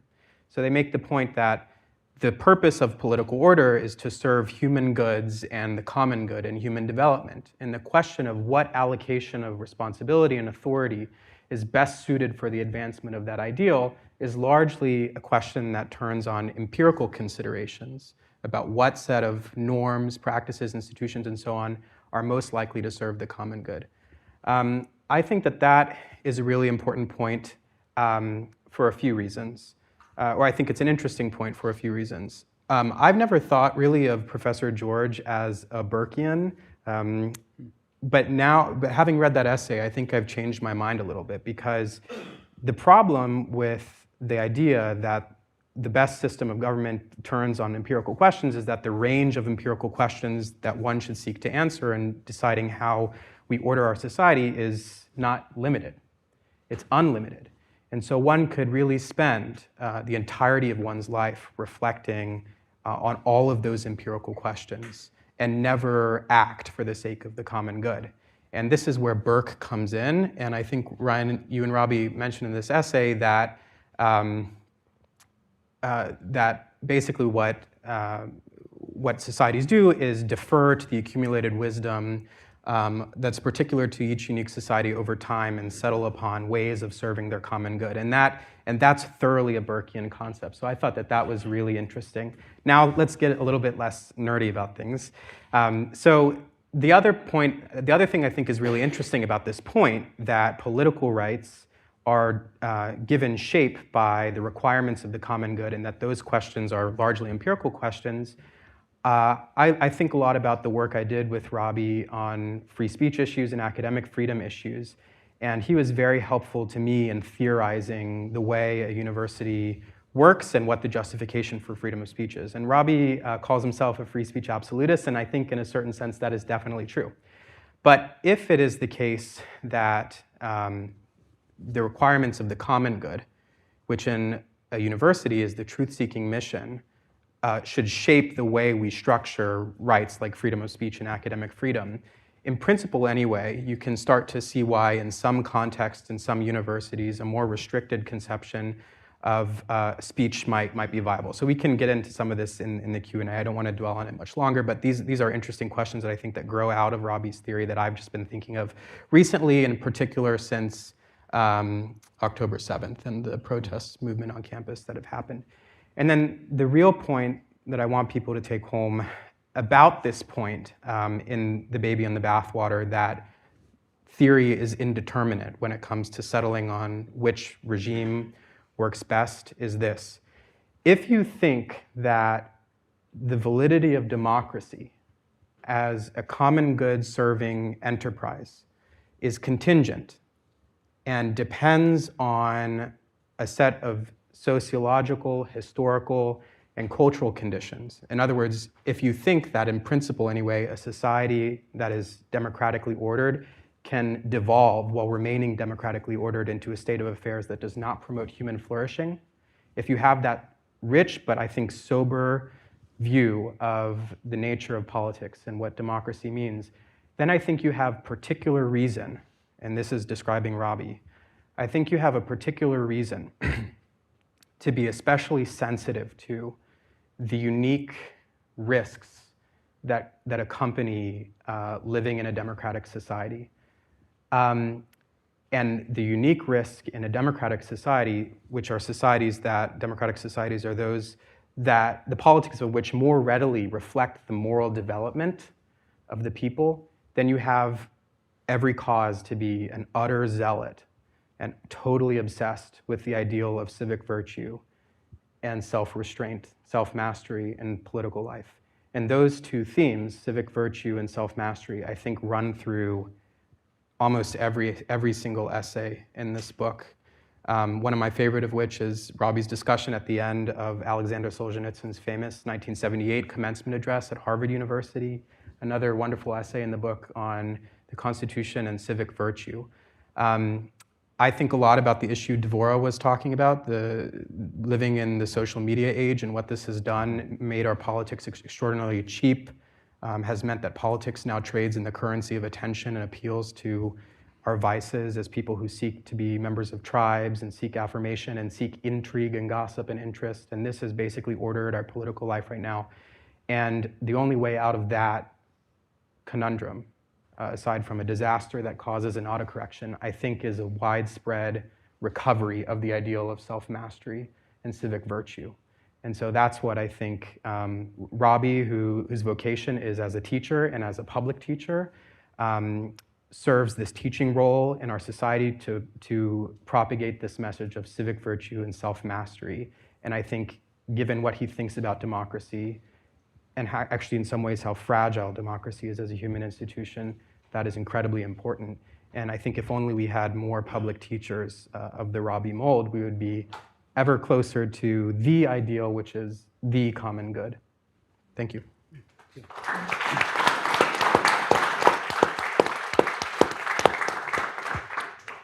Robbie asked me to serve as a moderator who would also say something substantively and not just keep the trains running on time. So I'll say a little bit about the book, and then I want to pose some questions to the panelists. A couple of things that struck me by the book. The first was just the wide-ranging topics that are covered. So if you haven't yet bought the book, you should, preferably from a bookseller other than Amazon, for personal reasons. You see, you're getting more of my jokes as the afternoon progresses. For those of you who haven't looked at the book, this covers 4 major sections in the collection of essays. First, there's the fundamental moral philosophy and political theory.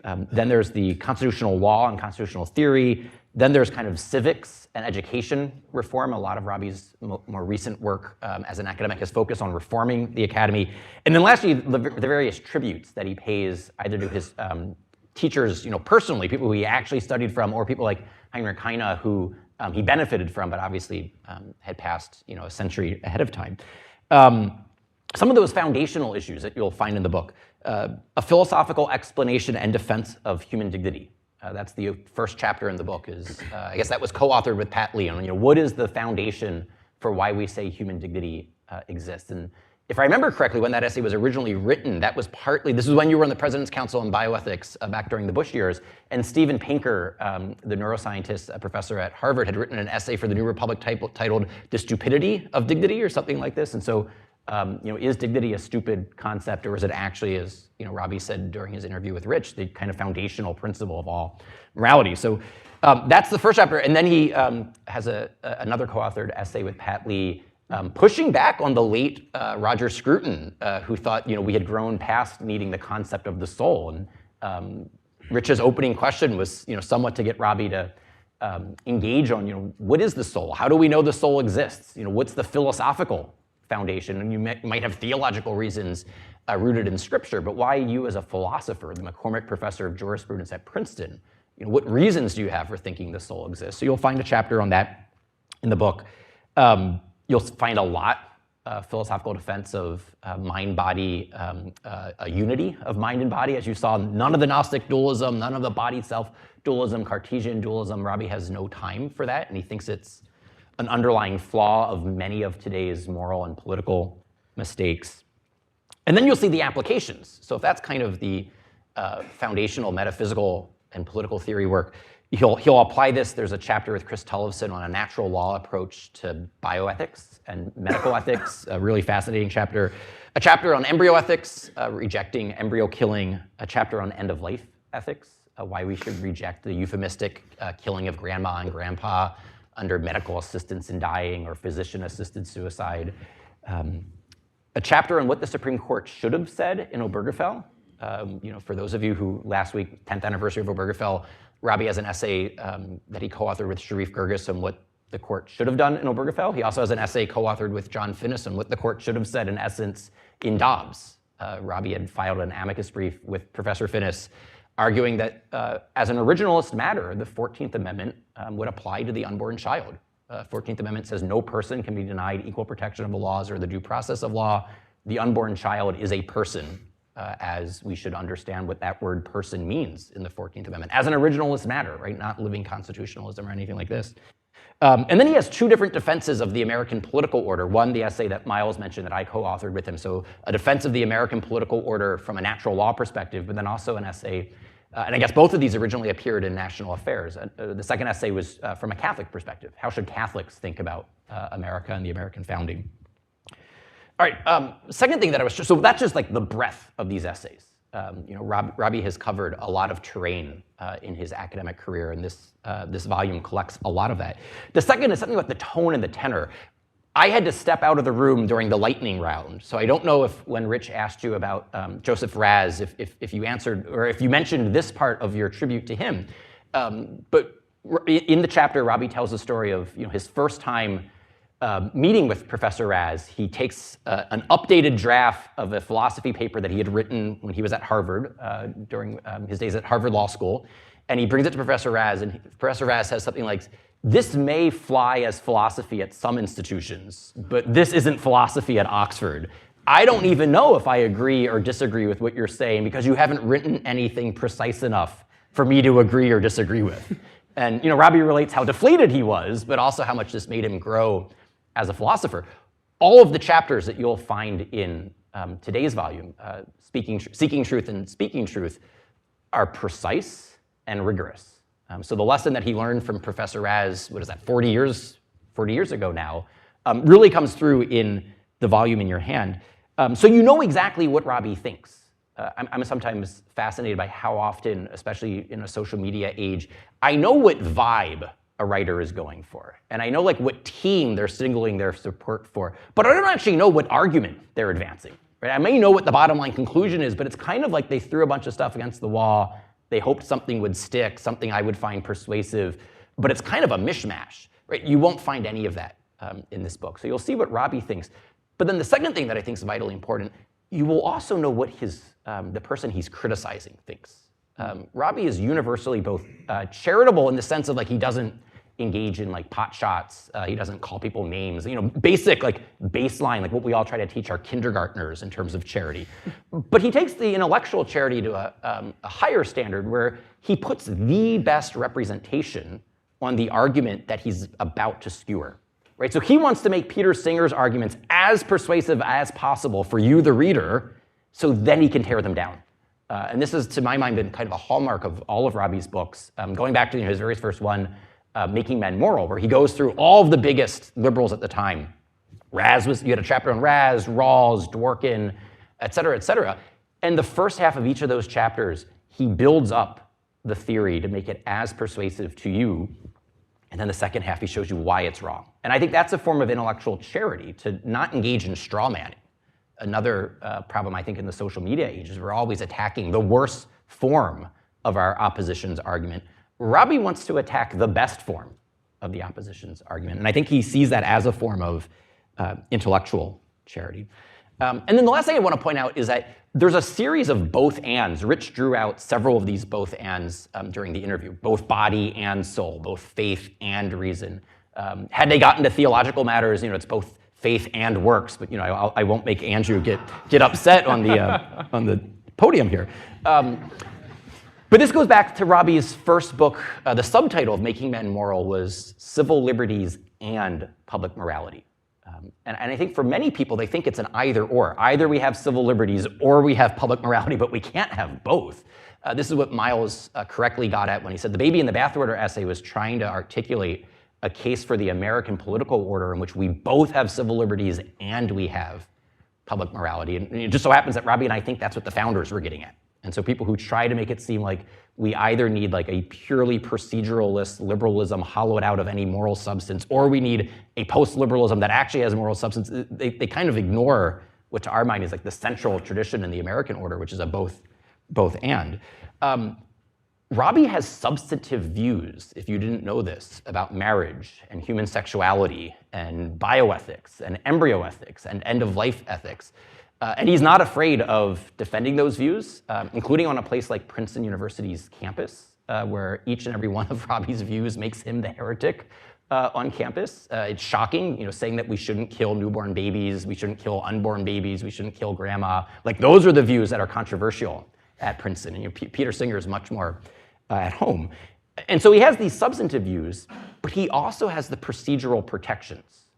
So he thinks that we both need to tell the truth about marriage, about unborn life, about end-of-life care, but also we need the free speech and the academic freedom protections that allows both him and Peter Singer to be able to air their opposing views. Robbie has strong convictions as a Catholic, so it's interesting that I'm going to ask the panelists in a minute to engage in his thoughts, all of which are non-Catholics, right? We have Andrew's a Southern Baptist, both Miles and DeVore are Jews. And so his thought can transcend religious tradition lines. But Robbie is a convicted Catholic, and yet he's also in favor of religious liberty, and he sees no conflict there. Right? He doesn't see a conflict in saying, I have substantive views that I'm going to be speaking, but I also want people to have the freedom to disagree with me and the freedom to be able to engage in that discussion. And in fact, I think Robbie would say, and he does say in this book, it's precisely because of the substantive commitments that he wants to protect some of those procedural rights. Right? And that the various liberties, whether it's free speech, free exercise of religion, for that matter, freedom of economic activity, free markets, are all meant to support human flourishing and human dignity in its various guises. So with that's all I wanted to say. Actually, one last thing is to say, I think Robbie's example is also exemplary in this respect, as someone who both has sought to seek the truth and also to speak the truth. Right? And so it's not just this collection of essays, but when Robbie showed up at Princeton as an untenured professor straight out of grad school, he was working on some of the most morally and politically fraught questions of the day. He didn't only decide to do marriage debates and bioethical debates and criticizing Rawls and Raz and Dworkin after he got tenure. That's actually how we got tenure, was by criticizing Rawls, Raz, Dworkin, defending conjugal marriage, defending the equal human dignity of the unborn child, and doing it so persuasively that even his progressive liberal colleagues at Princeton had to say that he deserves tenure. And so I think in that respect, there's something just truly exemplary in both his seeking truth and speaking truth. All right, so with that is all I want to say substantively. But I want to pose a question to the panel just to get going is, Robbie is a convicted Catholic. Natural law theory is sometimes derided as just Catholic dogma that's been translated into secular speak or philosophic speak. Robbie's been accused of being a theocon and a theocrat, et cetera, et cetera. How do you find Robbie's work accessible as non-Catholics? Is he just dressing up Catholic dogma in secularist speak, or is there actually a philosophical tradition that all of us can tap into given our rational human nature? Yeah, I'll jump in right here. I mean, and he knows the story. For reference, if anyone's interested, I edited a book on him called Social Conservatism for the Common Good. It came out in 2023 from Crossway. It's a Protestant engagement with Robert P. George, if you're interested in looking at that, on a bookseller other than Amazon. So just to honor my dear friend here. So my introduction to Robert George came sometime in my college years. I'm thinking around 2007. I still, to this day, don't know how I came across his copy of The Clash of Orthodoxies. It just like magically appeared somehow, but I have the book. And I remember reading this book, The Clash of Orthodoxies, and I'm this conservative Christian kid who's really interested in ethics, public policy, the place of religion in society. And I'm reading these just incredibly powerful arguments about the good of marriage, the good of family, the place of religion in society. And I'm 21 at the time, perhaps, and I'm realizing like he's not actually citing the Bible to make these profound arguments. And I come from a Protestant context, and so it's Bible, Bible, Bible, and I'm very pro Bible, Bible, Bible. But we also need to figure out how to make arguments that are not exclusively reliant upon the Bible, though they are complementary with the Bible. And as I was reading this book, I'm just thinking, wow, I never knew that these arguments that I felt were true from the convictions that I had from reading Scripture could be articulated in a way that someone who didn't share my presuppositions about the inspiration of Scripture would have to contend with these arguments on their own face, not with defaulting or adverting to religious presupposition. So this has, his work has fundamentally transformed my own intellectual project as a Protestant ethics professor at Southern Seminary, as trying to rehabilitate the natural law tradition within the Reformed Protestant tradition. And it's actually there if you go looking for it. It's not actually just a Catholic thing. It's a deeply, perhaps you might even say, lowercase c Catholic tradition. And I'm thankful that it is a Roman Catholic moral philosopher who helped, I think, awaken in me the need to retrieve a tradition that I didn't even know was there within my own kind of Protestant tradition. Alice, did you want to? No, you go ahead. Okay. So I'm not a natural law scholar in the way that Andrew or perhaps Miles is, but I think fundamentally the approach to natural law that Professor George articulates in this book and throughout his work is one that just has confidence in man's ability to reason. And I think that is something that most people of whatever faith can kind of get behind, unless they're just extreme nihilists and think of the human person as a non-reasoning creature.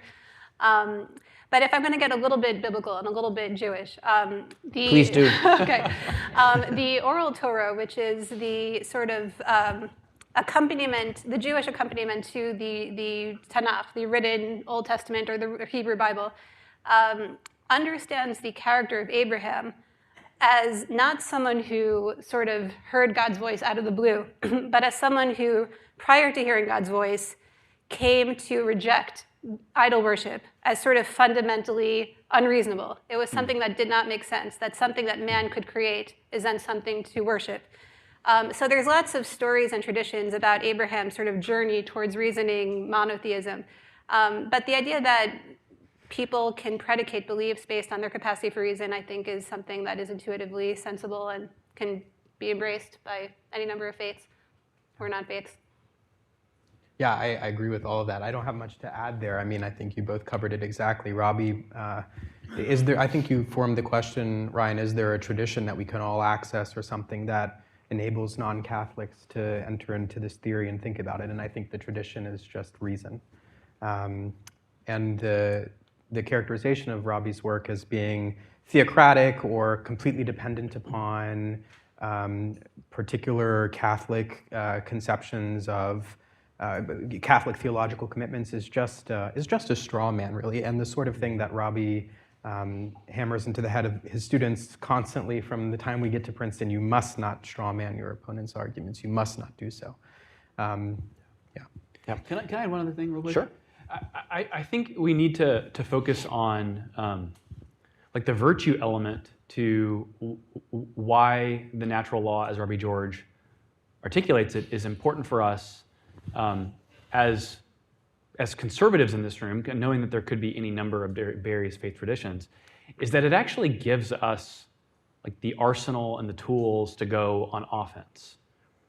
It feels like to me in this society, if you are Jewish, Christian, you're taught that you're an outsider in elite society. You're taught that your views are benighted or bigoted and ought to be kind of relegated to the margins of society.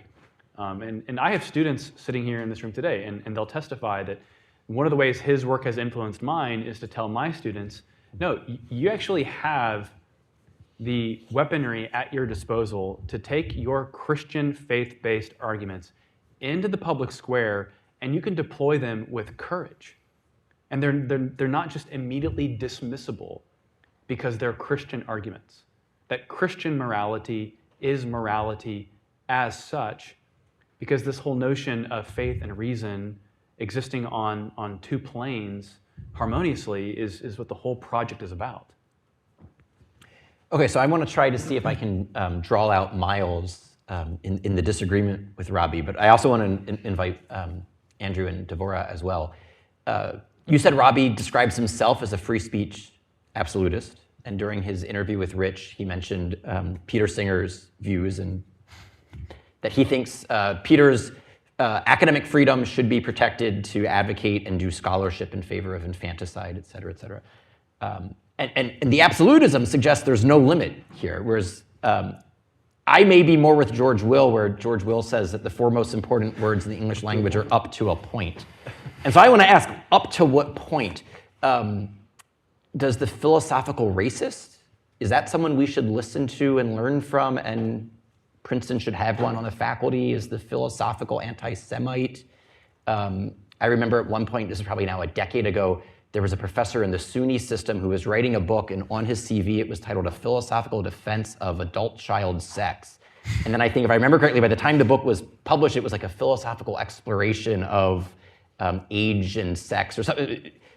Totally gutted what the original agenda was. But are all of these things on the table, or is Yes, there they up are to on a the point? table. Okay, all right, this is- good. I set you up well for the... You're not going to get me to disagree with Robbie on the point that, at least in non-sectarian universities like Princeton, an unlimited range of viewpoints, just as viewpoints should be admissible. But it's quite inconceivable to me that a philosophical racist would make it onto the faculty of a university like Princeton, because one thing that is very, I guess, anti-free speech in the sense that it's not consistent with First Amendment free speech principles, but is consistent with the university's common good, is the application of rigorous methods, judging scholarship in accordance with, the norms of rigorous research and so on, which are not neutral things, but the university has a substantive commitment to.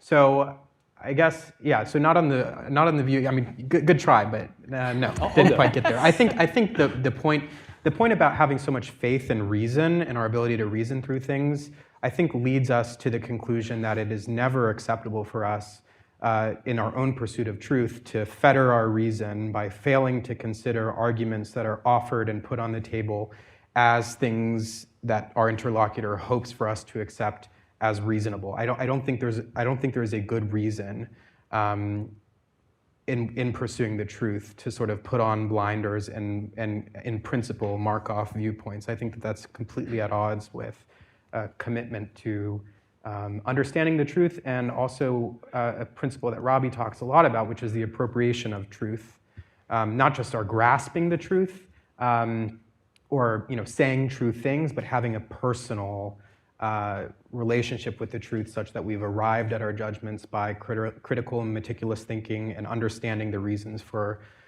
what we believe. And I think that vision of the truth-seeking commitment excludes as inadmissible the idea that we should just put off the table in principle arguments that no matter how radical they are. All right, so let me ask a follow-up. Because if I understood your answer correctly, you're saying that there's not a rigorous argument for philosophical racism, but there is a rigorous argument for philosophical infanticide. And I wonder how much of that is culturally conditioned, so that within elite, educated, well-to-do circles, racism is so treated as unacceptable that we can't even imagine there being a rigorous argument for it. Well, we could imagine. But because, so when Peter Singer arrived at Princeton, what was it, 1999? Is that right? So the year before I arrived at Princeton, there were these protests about having the guy who's in favor of infanticide and euthanasia be a professor of human values. He was the director of the Center for Human Values at Princeton. Whereas now, 25 years later, you can see how much cultural ground has been lost. That we think, oh, of course, there are rigorous arguments for killing grandma and killing the unborn babies, precisely because it's now been normalized and socialized. Right. So I feel like that would be the counter argument that the people who disagree with Robbie, and I may be flirting with those people in my own mind. What would be your response? And Andrew, I know you want to jump in as well, and Devora. Do you want to jump in first? Well, I mean, like, this would be, I can think of, like, this is the only area where I would probably disagree with Robbie George. The last time I publicly disagreed with something he said, I got like this long email in my inbox the next morning. I was just taken aback, but it was awesome to get rebuked by Robbie George like that. So no, I think if I'm going to kind of go to my biblical language here, the Apostle Paul talks about how there are individuals who are always searching after the truth, but never arriving at the conclusion for the truth, and that is in the Apostle Paul's framework seen as a bad thing. That we're eventually supposed to get to a settled conviction of the truth. And so I do think that there are some truths that we have learned as a civilization are true, and that we don't really need to have a lot of belabored, rigorous thought experiments over. I don't think we need to have rigorous defenses of chattel slavery. I don't think we need to have rigorous defenses of the Holocaust. I think we've learned from human experience and global history that those things are absolutely atrocious. Now, to say that someone like Peter Singer making those arguments on the campus of Princeton University, I would allow a Peter Singer to make sophisticated arguments for the permissibility of euthanasia, because I can see reasonable arguments for why someone might find that compelling. I do not see any reasonable basis for why someone would find philosophical racism, anti-Semitism, arguments for slavery intelligible. I don't find those reasonable. Now, at the same time, that doesn't mean that I would say to Professor Singer, you need to be arrested or incarcerated. It means you have to be banished to society. It means you simply can't teach here, because there are some limits we have reached as a society where we understand this is not what a decent society needs to debate. I'm somewhat of a communitarian in my political philosophy. I'm sympathetic with the arguments in Germany, where you cannot, to my understanding, publicly deny the Holocaust, if that's correct. I'm sensitive to the social, cultural equilibrium and history of that nation for them to have reached the settled position where that's just not healthy for their ecosystem. Now, again, I understand that there are limits and extents to which how we want to work out the balance of rights and duties and goods in these conversations. But no, I do think that there are some points where we can say this is not really worth preserving as a case for free speech just for the case of free speech. So I think to your point, Ryan, that we've lost so much cultural ground to the point that people, 50 years ago would be shocked, or however many years ago, 70 years ago, would be shocked. I think that it just underscores the fact that these ideas, these wins or losses, do not remain in the academy. They very much affect the daily lives of people. Literally, these are life and death questions, whether abortion is the taking of a life, whether euthanasia is a legitimate way to end one's life. And so if conservatives have lost cultural ground in a way that has resulted in the loss of actual human blood, to put it bluntly. So I think that is where kind of the rubber hits the road. And losing arguments on abortion or euthanasia are very weighty arguments to lose. And I'm so sorry. Maybe I should come back. Maybe someone else should pick it up for a second. Sorry. All right. So what? Are you good? Yeah, I think I'm good. Yeah, Okay. yeah, sorry about that. But yeah, so I think that the idea that we ought not be sanguine about these questions, and of course I would never suggest that Professor George is sanguine on these questions, but I think that we have to think about exactly what we're discussing. Are there any limits? Are there any questions that ought to be considered settled? There are people who would love, I'm sure, to discuss, anti-Semitism, its virtues or failings, or racism, its virtues or failings, and these are intelligent people, some of them. So I think that it's something to just be cautious and aware of, and we ought to reflect, I think, on whether we are the kind of self-governing people that Madison envisioned the American people would be. If we want to be a good country or a great country, a country to be proud of, how ought we conceive of the limits of some academic questions that do spill out into real life in tragic ways. I think that it's right that there are some questions that we should consider settled, but I think the question we're thinking about now is how you respond when someone who has a PhD and has written a book and presents some position that you find is a radical position substantively, but does so by an appeal to reason and sets out premises in hopes that you accept certain conclusions that follow from these premises, and presents that material to you as a scholar or someone who is working in an academic institution. I see no way, no how that it could be a legitimate response when someone does that to say, no, I won't consider the argument. I just don't see, no matter how radical the position is. Now, very often, if it's something that's truly radical and we think is totally crazy, the conclusions will simply not follow from the premises, or the premises will just be bad. But I think this question about free speech, about academic freedom, is just about our response to when people come out and propose things that are meant to unsettle the commitments that we think are settled. And I don't think I think it violates a norm of reason that you should exclude consideration of certain arguments just because you don't like the position. That's my... But to what extent does the you mentioned the violates the boundaries of reason to exclude certain positions? To what extent would we say that undermines the achievability or the ability for the common good to be realized? When, a consensus. Whenever ideas are proposed that are actually meant to undermine the very basis upon which a common good can be achieved. And I'm not necessarily disagreeing, I'm just thinking this out loud. I think part of it is also the question of how best to spend one's time. Yes. Because I would like to agree that if someone presents a well-reasoned, rigorous, thoughtful argument in a scholarly way, that it's a good use of time to respond to that. But very often, the ideas that hold so much sway in public policy and so forth, they're not well-reasoned, and they're Twitter, and there's the free speech culture on Twitter, which is just heinous. So it's a complicated issue. And we're talking solely here just academic context, if we're speaking for the just sake about, of time, I'm going to cut this off just so we can get to audience questions. Okay. But this is a good illustration of the way in which Robbie's teaching and scholarship sparks Socratic dialogue amongst the readers, right? Robbie has gotten the four of us to be thinking out loud on our feet about, are there limits to free speech? If so, why? If not, why not? How does this relate to the common good of the university, the broader political common good, et cetera, et cetera?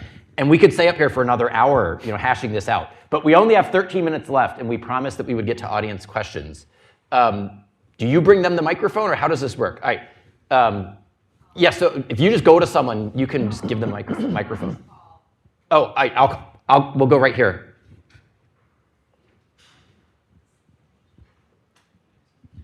Thank you very much to all of you for this wonderful panel. Throughout today, there's been this underlying theme, which is that faith and reason are compatible. But I think the Bible also demonstrates that there are some points when faith requires abandoning reason and going into what we like to say is divine providence. For example, when God asked Abraham to sacrifice his only son.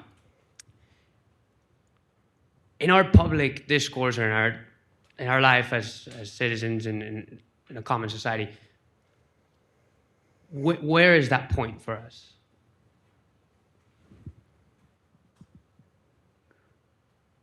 Would you restate the question? When should we abandon trying to convince our common citizens who are totally opposed to some of our arguments because they just come from different fundamental beliefs? When should we abandon trying to convince them with reason, because many of our own arguments depend on faith, which at one point requires an abandonment of reason? So where's the limit?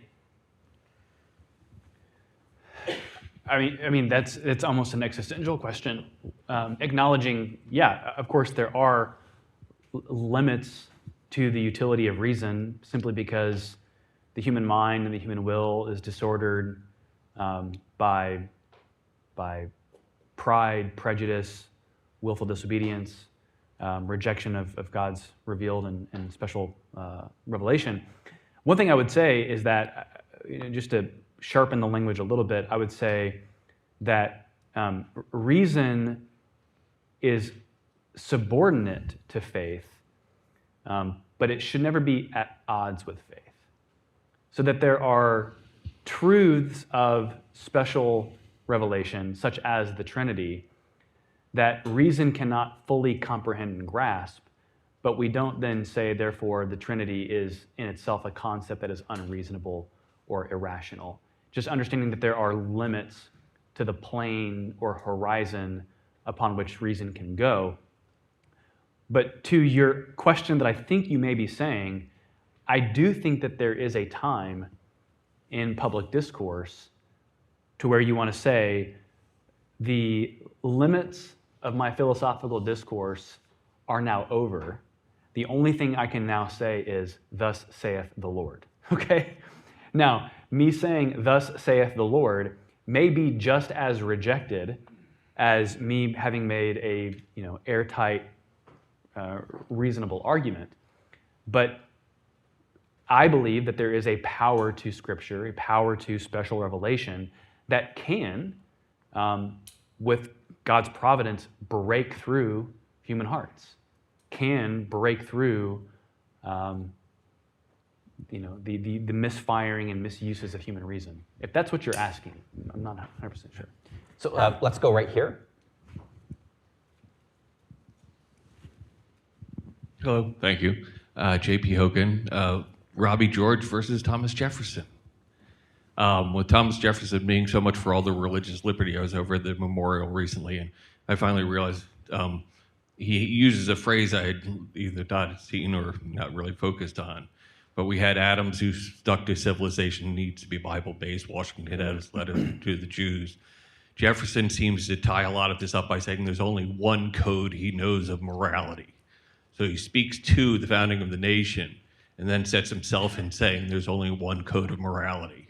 And so he seems to be referring, I don't know if he's dealt with that specific point, but where does that sort of break down with your opinions? I certainly don't see that as in tension with anything Professor George believes. I think this book presents a substantive account of morality which purports to be the truth about morality and the truth about the way a political order should be structured. And to the extent that Thomas Jefferson agrees that there is one morality, then I think that he and Robbie are on the same boat there. If I recall correctly, I think that Jefferson's letter to the Danbury Baptists was basically making the case that religion is a private matter between each man and his God, and it's sort of like, limited the practice of religion to a very private sphere. And Washington's letter to the Newport congregation, the synagogue, was making the case that freedom of religion ought to allow for the flourishing of religion, the sincere flourishing of religion, where it's not sort of a top-down mandate from the government that one must practice religion in a very particular way. So I think that you might be right in contrasting Professor George's work with Thomas Jefferson, because I think Washington's vision of religious freedom as encouraging a kind of sincere, spirited flourishing of religion might be closer to Professor George's vision. Yeah, right here.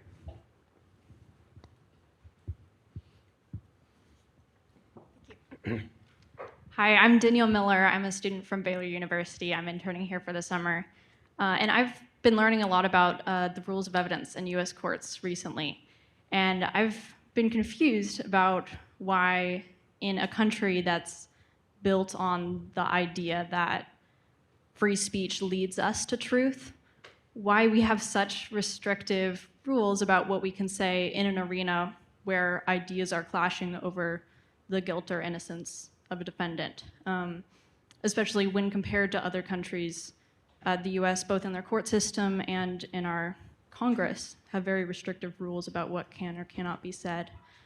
So I guess this is mostly for Miles, but how do you think that, how do you square that tension? I think, I didn't expect to talk about the federal rules of evidence, but I think that rules like the federal rules of evidence are basically prudential restraints on, even though a piece of evidence that is not admissible in a trial or something could actually speak to the substantive core issue, you still might want procedures in place that in general are designed to disincentivize institutional actors from violating persons' privacy and so on and so forth. And so they are procedural restraints that are structured so as to preserve and protect substantive goods like privacy and so on and so forth. So, I mean, sometimes, there's a trade-off, right, between getting all the information that might be relevant and then protecting these other values. And that's what the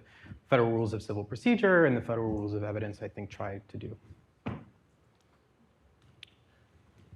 Do we have, yep, Christina. Thank you. I am in medicine, and I know that we all care about academic freedom, and I think I'm probably a little bit biased, but I think the lack of academic freedom is especially dangerous when we're talking about medicine and healthcare and the research in that arena. And we recently have seen very well done peer-reviewed studies be retracted based on ideological complaints, not based on any sort of academic rigor. And so this is an issue that we're dealing with, and I wondered if any of the panelists and Professor George, I know you've been very involved in this issue. How have you found, because to me this should be a concern for people on sort of both ends of the political spectrum, if we're not allowed to have academic freedom in medicine, it's the only way we make advancements is by having debates and challenging kind of the status quo. So I wondered if any of you have found ways to approach maybe people on the other end of the political spectrum from yourselves about this issue of academic freedom and why we all should care about it, even if it goes against a narrative we might have in our head, because I think this is one thing that we're really facing. I deal with the abortion issue specifically in medicine, and it's one issue that is very problematic for us right now. I'd be happy to take a shot at this. So I was just speaking to a friend of mine who's applying for medical school now, and she has to go through what a lot of aspiring medical students have to go through, which is sort of political litmus test admissions policies, and they have to kind of act or answer questions as if they would be pro-abortion or pro-transgenderism or whatever the case may be. I think it's a real problem in medicine as it's become bigger and bigger, and private practices are basically being squeezed out, and all doctors are being kind of shuttled over to large facilities where they really lack a sort of moral agency and a sense of moral authority that I think doctors certainly ought to have, particularly because they are dealing with people who are just extremely vulnerable, and they're dealing with all kinds of privacy concerns and so forth. I think it is a real concern. I would love to find people who are on the left who also think that doctors ought to have more moral autonomy and just engage in more thoughtful decision-making around these issues. So I'm hopeful. I would love to, push for that. I don't know if I feel very, things can change. Who knows? Can I say something about this? So I'm not at all in medicine, but one issue that's very near and dear to my heart is Israel and Israel's security and destiny. And I just think it's funny to me to watch the radical left on college campuses in the last 2 years, at least with respect to that issue, suddenly discover the value and importance of free speech. But that's my personal beef aside. So to answer your question about how to talk to people on the left, I think Robbie has a very well laid out and just utterly compelling framework and way to discuss this issue with people. And it starts from the principle of recognizing your own fallibility. And that is something that no one can deny. No one raises their hand. Robbie likes to ask the question, is there anyone in this room who thinks that they are infallible? And no one raises their hand. No one on the left even would claim to be infallible. And once you begin from that point of departure and acknowledge with this person that we're both infallible and have to be open to considering the possibility that we're wrong even about the issues that are identity forming for us, so constitutive, so important to us that they're even constitutive of our identities, then I think you just have it's a really neat path from there in getting people to recognize from a place of their own humility the importance of having people in their workplaces, in the hospital, in the residency program with you, who stand for different principles. Yeah. But I think that that's rhetorically the best way to do it, is to start with a recollection of our own fallibility. Yeah. We're out of time, but I'll say one word in this. Getting it out of the abortion context can be helpful. And so one recent example that I've used is looking at the COVID response. Because here, like Robbie, your colleague Steve Macedo has, I've not yet read the book, but all the reviews that I've seen, it's a really good book pointing out how suppression and censorship during the COVID era led to poorer public health outcomes. And Macedo is, one of Robbie's colleagues on the left side of the aisle. Steve wrote an essay, what was it titled? Homosexuality and the Conservative Mind, criticizing Robbie's views. And then Robbie wrote an essay responding to it, Marriage and the Liberal Imagination, right? So they're on opposite sides of that debate. But what Macedo and he has a co-author in this book point out is that, like, if you actually want good public health measures, you need doctors and scientists having the freedom to disagree with each other. And what the Biden administration did in the early part of their term, the second year of COVID, was to really stifle that debate. And now we see that the head of NIH is Jay Bhattacharya, one of the medical doctors who was censored by the Biden administration's directives to Twitter. One of my colleagues now at EPPC is there. He was one of the plaintiffs that had been censored. So I think pointing out to people, get it out of COVID isn't as partisan of an issue as abortion. And being able to use an example, someone like Professor Macedo, who's not coded on the right side, he's more of a left-sided coded person, can be helpful. And the last thing I'll say, to answer the first two questions, I think what Robbie would say is that he never abandons reason, but his faith goes beyond reason. And so that his faith is super rational, but not irrational. And so to the Jefferson point, he would say the Jefferson Bible was, the morality that Jefferson liked was Jesus without the miracles. And I think Robbie would say, look, I can go halfway with you. I like Jesus's morality, and I think it's rationally defensible, but I think the fulfillment of reason is to make the act of faith as well and to believe in the miracles, because there are reasons to think that those miracles are credible, right? I mean, so Robbie, correct me if I'm wrong, but I think that's how he would want to handle this, is to say that his Catholic faith is not abandoning reason, it's not irrational. He can take on all of Jesus's moral teachings and all of Jesus's miraculous deeds by going beyond reason, but not contradicting or abandoning reason. Does he get to close this out? Do you want to close this out? Well. He's a professor. He's always ready to say something. Well, mostly what I want to say is thank you. Thank you to the panel, and thank you to all of you for coming today. I've learned from your discussion, so I need to thank you for that as well. I'll just say a word quickly about the last two questions. The one about the evidentiary rules and the way the actual application of the rules seems to restrict our ability to get at the truth of things. That's right. Your perception on that is right. But I think to understand the justification for the rules, we have to advert to the fact that trials do not have as their ultimate objective truth. It's natural to think that they do. Why do we have a trial? To try to get at the truth of things. No, the ultimate objective of the trial is justice. It's not, strictly speaking, truth. Now, we need to get to the truth to the extent that we can get to the truth in order to do justice. But there may be reasons of justice that we have to place restrictions, I'm here just glossing Miles's point, on what can be introduced as evidence of the truth, even if the evidence would be probative.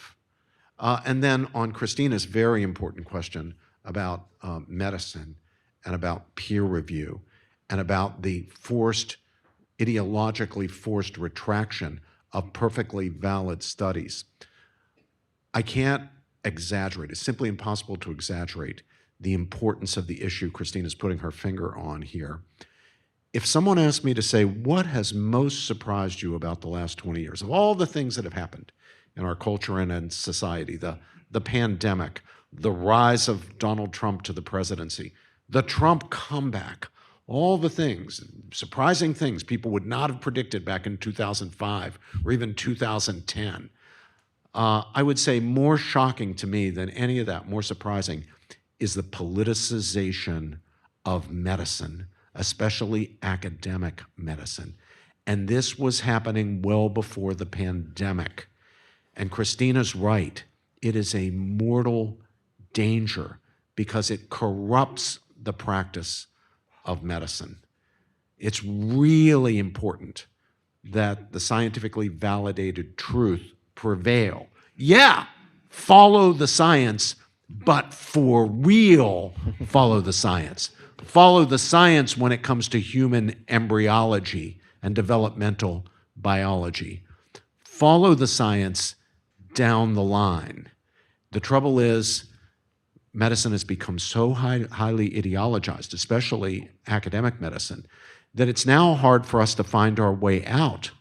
Dissenters are like Christians in the catacombs in ancient Rome. They have to fear that even the mere expression of dissent will result in consequences for them and their careers and their families that are simply unbearable.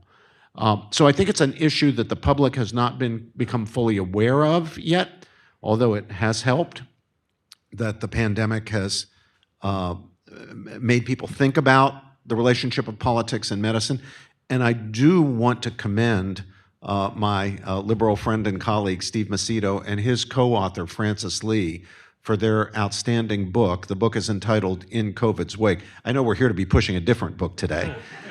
But gosh, it's a terrific book, In COVID's Wake, and it is a sobering book about the politicization, the ideologization of science. Here, the American public needs to be informed, and anything that we can do to help educate and inform the American public will be important because lives are at stake. And once again, thank you to the panel, thank you to AEI, and thank you to all who came.